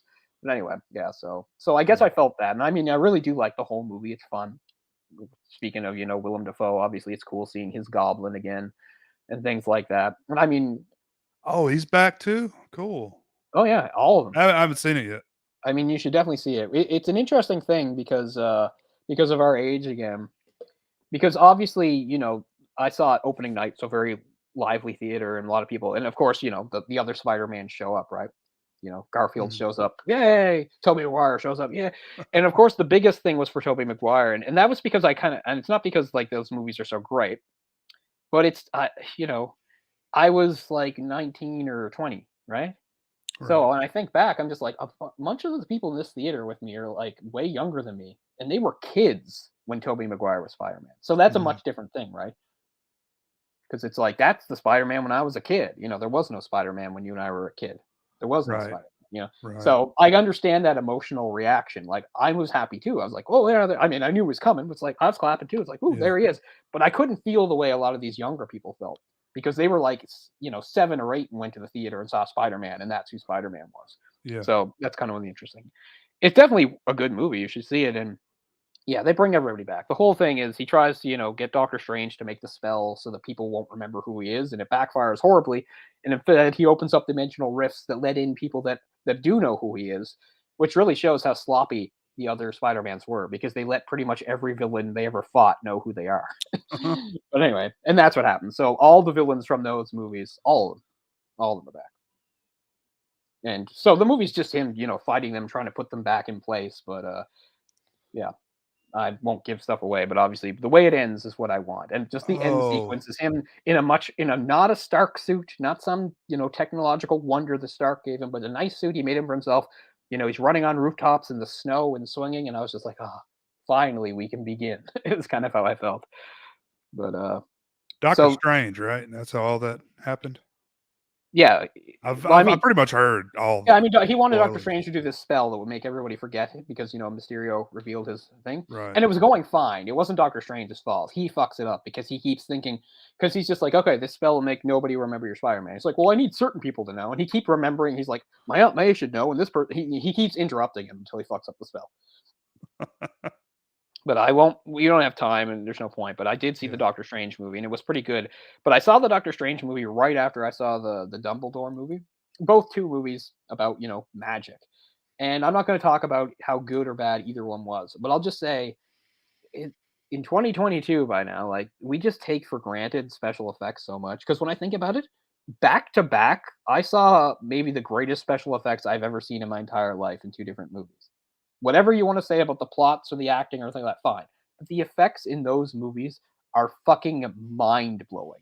And I think sometimes when people talk about like computer graphics and stuff, they make it sound like, oh, you hit a key, as if like no artistic work goes into it or something. There are sequences in both those movies that, like, if you showed somebody even like, I don't know, 20, 30 years ago, their brains would gut fucking melt. They were so good. So that's one thing that sort of struck me. Like, the Dumbledore movie was kind of, yeah. And the Doctor Strange movie was good, but not what, I'm just waiting for the next stuff, really. But really good. But I just mean both movies, because they have, like, magical sequences, right? The effects are, I don't know. There's nothing better. No, yeah. I've never seen more amazing stuff on the screen than that. Well, yeah, when the special effects people come up, you're waiting like 20 minutes for those credits to roll. All those digital artists and stuff like that. It's like 500 people. And again, on if that you shit. want to like hand wave digital stuff, it still starts on the page. Like some actual artists visualize this, drew it. Like it's mind blowing stuff. So that was the main thing that sort of struck me after I saw both those movies. It's like, think what you want about the content of the movies, but as far as the effects go, just incredible. And we almost like take it for granted. Like visually, those movies were ridiculously spectacular. So glad to have seen them both in theaters for sure. As far as how good they were both pretty good. I mean, the Dumbledore one's a bit of a letdown. By this point, nobody even cared. I was like one of the only people that was actually anticipating that movie. Most of the people don't like that trilogy. Like third one of the Fantastic Beasts, yeah. Fantastic Beasts, okay. Yeah. See, I feel like that was the problem. Like, because they start with a Fantastic Beasts movie that does a few little flashbacks, but doesn't really talk about the big stuff, Voldemort and Dumbledore and stuff. But then the second movie gets into it, but they still have to use the Fantastic Beasts angle. And it's the same thing for this one. It's like the big heavy stuff. It's like finally, some stuff about like the history. Okay, not Voldemort. The history between the guy before him, Grindelwald. It's like, Grindelwald and Dumbledore and all the stuff that went down. But we still have to see it through the eyes of Newt, who's, the quirky beast guy. And I don't really like that, but whatever. And it's also unfortunate, and I don't have any problems being. It's funny because he's also an evil wizard in the first Doctor Strange movie. But Mads Mikkelsen, I'm sure replaced Johnny Depp as Grindelwald, and we're not going to get into any of that shit. But I will just say, in the second movie, The Crimes of Grindelwald, Johnny Depp. That was the first time I saw Johnny Depp in a role that I liked in years. I thought he was a really great Grindelwald. So it seemed really unfortunate that in this stuff with all the Amber Heard stuff, and I have no idea, I have no position. People say I stand with Johnny Depp. I don't stand with anybody because I don't fucking know. How can I know? But I'm just saying it does feel unfortunate that he didn't get to be him in the third movie. Mads Mikkelsen is an excellent actor, obviously, and he's very good. But I really enjoyed Depp in that role, so that's unfortunate. Because I mean, for years, the last at least 10 years, I'd completely sort of given up on Depp. Like, his movies sucked. I wasn't interested. Like, that was the first time I genuinely enjoyed something he was doing in forever. So that's too bad. Yeah, I agree with you. Anyway, we can finish up on this movie. I know it's a kind of an odd situation because it's a movie I've adored since day one, and you just saw it today for the first time. So I know a lot of it you're still processing. And I don't mean to steer you in any directions with my own love for it. I mean, you're going to have your own feelings on it and things like that. But you will definitely, I think, come to like it more if you watch it a few more times over time. Because like any Wes Anderson movie, you're always going to like notice some more details and things like that. But yeah, for me, this was really solidified Bill Murray amongst my favorite actors, period. Not just comedic actors, this performance. This is just one of my favorite performances by anyone in anything. I love the character. He's a very flawed character, but he's very human and interesting. And I like his arc. I like the things he goes through. I like the way he changes and learns. There's always a little tragedy in there because that's the way it seems to be the way Wes Anderson does stuff. But as you said, an incredible cast. Then not everybody can get a ton of screen time, but they all sort of make their impression in the time they get. I think there's really great chemistry between everybody in this movie. I don't know. Sometimes we get so used to actors being together. I don't know. On the surface, the idea of like Cate Blanchett and Owen Wilson having scenes together sounds kind of ridiculous in a way. They seem so different, but in this movie, there they are. Even having a romantic sort of entanglement. it's never really defined in the movie either. Like, we don't really know if they're how serious they are about each other, if they're going to go forward, and then you don't get to find out because Ned dies. Right. I mean, obviously she's very sad that he dies, as anybody would be. But you don't know if she was I in know love with him. She at never one says point that. she said they never slept together, which I don't know if that was true or not, but I mean, we see that they at least make out, but no, we don't yeah. know if they go all the way or whatever like that. I mean, when they get interrupted by the pirates, they're both fully dressed. Yeah. If that counts for anything. Because, I mean, it always depends upon whatever movie, I guess. Because I always talk about various things. Because obviously, like, when you have a sex scene in a movie, there's only so much you can show. And it's always kind of funny, the various things, especially at the ending, right? Like, even in movies where they let you know, it's like, it's over, the guy came. It's like he came and there's no cleanup and nothing, It's like, well, we're all fine. He just pulls his clothes back on, which is, I don't think, too realistic. So the idea that, like, they had sex, but then got fully clothed again and just laid down together, that doesn't seem realistic to me, but sometimes that's the way movies do things. So I don't know. Yeah. I mean, I'm sure she's probably against nudity, right? I mean, unless I'm going somewhere, I mean, it has happened. Like, I don't know. It's never a big rush. Had never been a big rush for me to, like, get dressed again once it was done. No, of course not. Yeah. Unless, it's like, oh, got to get up and go out and be somewhere. Right. Otherwise, it's like, not really much point. But yeah, they always have to do things like that in movies. I especially like guys that, like, put on pants without underwear. That's got to be uncomfortable.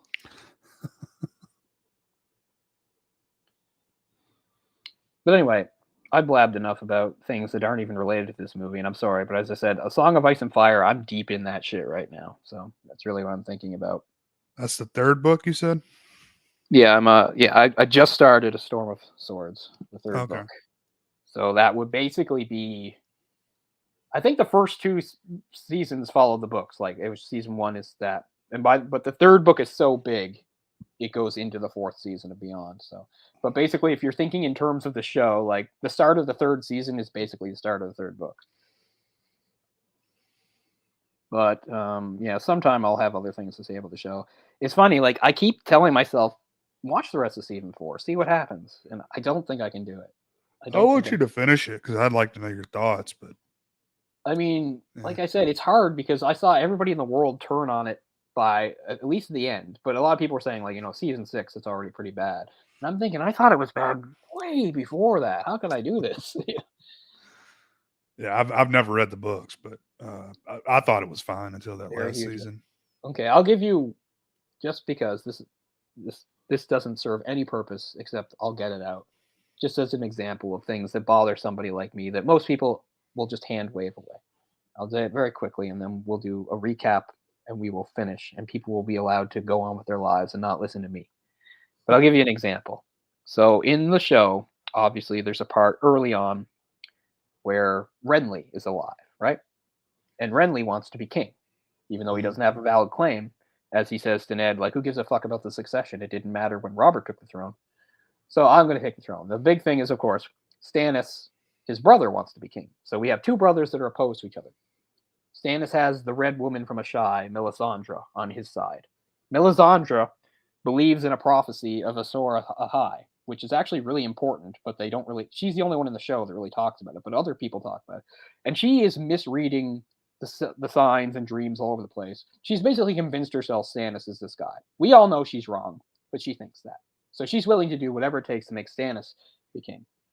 So Stannis isn't very well liked, and he doesn't have that many people following him. But Renly is well liked and has a ton of people, and he's gradually making his way through the countryside with his forces. And he's in a place called Bitterbridge. Doesn't matter where. All you have to know is that it's inland. Bitterbridge is not on the water, okay? And that's where he is when Catelyn Stark comes down to talk to him, and when she sees him killed. Okay. So I'll make another thing. So we all know he gets killed by a shadow thing that Melisandre births, right? Shadow thing goes into the camp, kills him, stuff like that. The difference here, and this is the type of thing that happens all the time in shows that are adapted from books, is they'll simplify things. So this isn't the full complaint. Some of this makes sense. So in the book, this actually happens twice. In that twice she bursts a shadow monster to kill somebody. Renly's one, and then he's the first one. And then the second one is one of Renly's night guys that follows him, the Sir Corbet something, or somebody Corbet. And the reason they kill him is because he's holding the castle Storm's End. So here's where the problem with the show comes in, because they're going to combine the incidents. If you read the book, it's a Catelyn chapter. So all you see is that Catelyn is in the tent with Brienne and Renly. Suddenly a shadow thing comes out of nowhere and kills Renly. It's like, holy shit, what the hell just happened? And then they have to get out because everybody thinks they did it, right? We don't see anything. We don't know where the shadow came from. Nothing. Although she's convinced the shadow looked like Stannis, but maybe that's because Brienne says it does.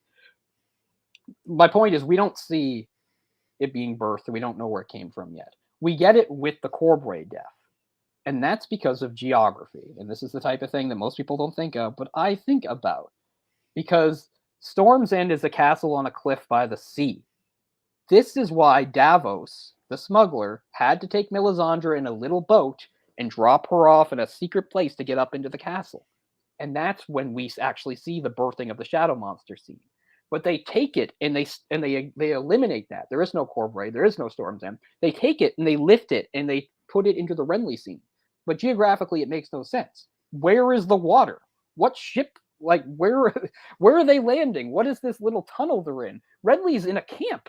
He's out in a field in a big camp. So that's just an example. I guess a lot of people don't think about stuff like that, but things like that bother me. Again, I don't mind that they decided to cut Corbray out of it, but they should have at least had Renly at Storm's End, so that this whole scene of smuggling this woman and dropping her in a little boat made sense. So that's why it's so hard for me to watch some of these things, because sometimes logistically it doesn't make sense. So that's just one example of many.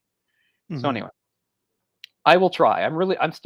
I haven't gotten to the point where I quit yet, because I know, even though I just said, like, see, episode 3 is the one where I realized I couldn't do it anymore, I know that in the past I still watched past that because I remember some stuff. So I got a little further into season 4. So I'm really going to try. I swear I am. And I'll do it because it gives me an excuse to talk about shit. Maybe we'll do it somewhere else, not this show. I apologize for all the digressions about A Song of Ice and Fire. So I'll finish this up. This is one of my favorite movies of all time. Way up there. It's like top 15. As I said, the only thing we've done on the show, and we've done a lot on the show that I like a lot, but is probably Fooly Cooley and Amelie. And both for same reasons. They're both like worlds I want to just live in. I just love everything about the worlds. Everything about it makes me happy. So right up there. As far as Wes Anderson goes, it's our third film. We did Royal Tenenbaums, and we did what's it's called, the Moonrise Kingdom. Now, French Dispatch is really interesting. So I think we could do that somewhere down the line. Not anytime soon. Obviously, Jay hasn't watched it yet. But when you do watch it, I'll have to hear what you think about it. Because I do think that there's a lot to talk about in a movie like that. So it could be a possibility going forward. Obviously, we both do like Wes Anderson a lot. I like some of his films more than others, but I've liked them all. Didn't really like the train one, the Darjeeling Limited or whatever it was. I was not really a fan. It was fine. It just wasn't up to the standard. Like, I hold these at a pretty high standard. But not bad. Yeah, I mean, he was pretty prolific around that time. He was making about a movie a year at least around that time. So I guess that's part of it. Yeah, The French Dispatch is super ambitious in a different way. Like, this movie was ambitious, as we said, because of like the water aspect and the adventure and the action scenes. French Dispatch is ambitious in that he's kind of like, okay, I've used my formula a lot over the years and have varied success with it. It's like, how far can I take it? Because now it's like, chapter 1, this incident, and here's a funny guy riding a bicycle around some French town, and stuff like that. And here's a bunch of allusions to various like 20th century figures that are not well known to the general public, So he's really, pushing it, seeing how far he can go. And again, he keeps adding good actors. Benicio del Toro was in that movie. He's like a crazy artist, and it's like you already know Benicio del Toro can play a crazy artist. You just know. Oh, right? yeah. What we know. It's like, he can play a crazy artist. I think so. He was Basquiat. Yeah. There you go. Right. yeah, so every time he adds an actor who is stable, he always seems to do it right. Hell, he even did it with Bruce frickin' Willis. Nobody probably believed that until he did it. Remember, Bruce Willis is in Moonrise Kingdom. Now he's not perfect, but he fits in. I He forgot does about fit that. in, you know. That's why I'm really hoping, because that movie also had one of my favorite actors, period, Edward Norton. So I really hope Edward Norton will be in another Wes Anderson movie again, because I love both. So that would be cool. I'm sure he will. But anyway, yeah. So I love this movie way too much, and it's hard for me to be critical of it because I have zero problems. It wouldn't change anything. Wouldn't change a scene, the length of a scene. Wouldn't change a line of dialogue. Wouldn't change where you put music in. To me, everything is flawless. You know, so so it's not exactly the best movie for me to analyze. All I can really talk about is why I love it, and maybe hopefully some of it was somewhat coherent. I know you didn't like this one as much as Royal Tannenbaums, but I do think you might change your mind with more viewings. We'll see. Mm-hmm. Maybe if we do French Dispatch by then, maybe you'll have revisited this movie, and maybe you'll feel differently. Maybe you won't. I don't know. Sure. Because I know you didn't have any specific problems with the movie. It just seems like it didn't really seem to have the same impact. Is more what you felt. Yeah, I mean, I just didn't quite resonate with me as much as some of his other movies. But I mean, I didn't dislike the movie at all. Yeah. Right. Okay, so that was a lot of fun. I did too much talking. Jay is going to do so much talking next episode. What do you see? He's going to carry the whole thing. But anyway, thanks a lot, guys, for watching. And since I do have something up my ass about Song of Ice and Fire, that's going to come out somewhere. Maybe some live stream I'll do and stuff like that. Because I'm deep into that again right now and really wanting to talk about it. You know, I've read the Duncan Egg stuff and the really all the past stuff. I'm going to get the World of Ice and Fire book. It's just a really expensive book, so I'm trying to save up for that because I really want to see those maps and things like that. But yeah, I've gotten really deep into World. It's funny. This is probably the fourth time in the last bunch of years where I started reading the books again, specifically because I thought, because something made me think about the show, or and I always had the same thought. I don't have it this time, but like the last 3 or 4 times I did this, I thought these are long books. Even for me, they take a long time to read. By the time I finish the 5th one, surely the 6th one will be out. I don't believe that this time. I'm on 3. I'm only at the beginning. It's a huge book. 4 and 5 are huge books. But I have no confidence that when I finish, 6 will be out. But oh my God, it's depressing. He's probably going to die before he finishes that book. I mean, yeah, he's already in his late 60s. I'm not saying he's in bad health, but he's a big fat guy. Yeah. I don't know. I'm just hoping that there are a few people he's worked closely with over the years for various things, including like the Song of Ice and Fire and stuff, like the book or the book I just talked about, the World of Ice and Fire. So I have to think they could pick up the ball if he died. I don't want to be morbid. I don't want to sound like, oh, the passing of this man's life means nothing if we can put the books. I think he's a fabulous writer. I mean, this is the other thing that this has really reaffirmed for me. I get that these are heavy, complicated books, and I don't want to give the impression that just because something's complicated that means it's good, because fuck no. But I just mean these books are so well plotted and so intricate. It's staggering to think they all came from one person. When you think of all the history and the stuff that lines up, the symbolism and things that are in this, and the things that pop up later, the foreshadowing, like this is why I could never plot this well. Like maybe he's having trouble writing because they're incredibly dense, long books, but his plotting is ridiculously good.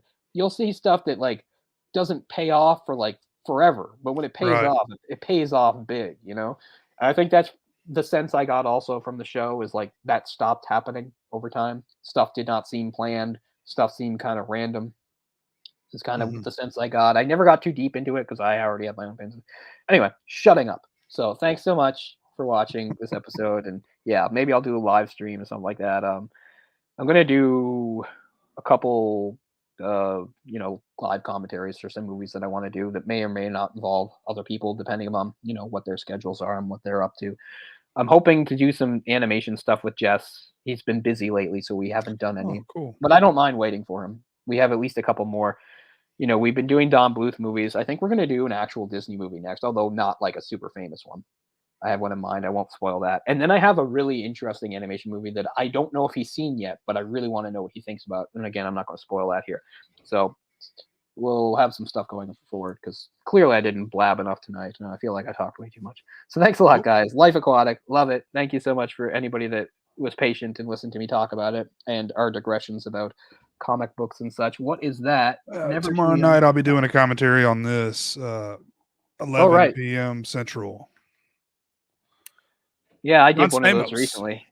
John Stamos, Vanity, and Gene Simmons. So Wow. you're more than welcome to join. It's a I don't know. Last time I did one, it kind of got out of hand. I feel like I threw the whole thing out of whack, and we were up to like 5 in the morning. It always goes crazy. That's what I like about it. So, yeah, I don't know. I don't think I can, but I'll at least watch some of the start of it, I think. But anyway, who knows? I never really know, so it's possible. But yeah, tune in for that for sure. As Jay always has really interesting movies on Wednesday nights. A lot of them I haven't heard of, which is pretty cool. He's pretty good at finding the cool, obscure things. It's pretty hard to top the one we watch with like the crazy sex monster stuff. It was pretty wild, yeah. You can't come up with something like that every week, but yeah, pretty cool. And another sort of long-term thing is we're still invested in, some martial arts live commentary stuff. It's just very hard for some of these movies to become available to both of us, But, maybe that they're putting out what is it? The Jackie Chan movies full in 4K. The first three police stories. Yeah. So that'll be interesting. I mean, the one I really want to do is Rumble in the Bronx, just because it's so much fun. I'd love to have Orc for that too, but I don't know. Apparently that movie's disappeared everywhere. It never lines up for us. I don't know what the heck is the problem, but yeah. But anyway, so that still is the goal for us to do with, or maybe possibly with Orc too, because he's been around for some of them, to do some martial arts ones. Because I've been in martial art mode lately too. I've even been doing some really, really, really light training again on my own. And just finding out how stiff and awkward and terrible I am, how bad my kicks are. But I'm trying. There is a really big UFC card coming up soon too that you don't want to miss, Jay. Yeah, I just hate some of those websites, man. They just piss me off so much that. Oh yeah, it's not like refresh. Yeah, and you're not really getting anything watched. I know, so. That's kind of really hit and miss too with their luck, but I have to at least try. I think it's UFC. It's either 275 or 276, something like that. Anyway, it's the light heavyweight. It's going to be the light heavyweight championship fight. That's the big one. That's I think is really must see. Anyway, enough of that. So that's lots of stuff to look forward to in the future. If you watch stuff that Jay and I do, we've got lots of things going on. And of course, we will try to actually do a Tuesday night episode next week for this show. And, that's the plan. That's the plan, and we're sticking to it for now. So we are gonna, try to coordinate that going forward. We don't know what the episode is yet, but we'll figure it out. So anyway, stretch it out way too much. Thanks a lot, guys. We'll see you next time. Peace. Have a good one. See ya.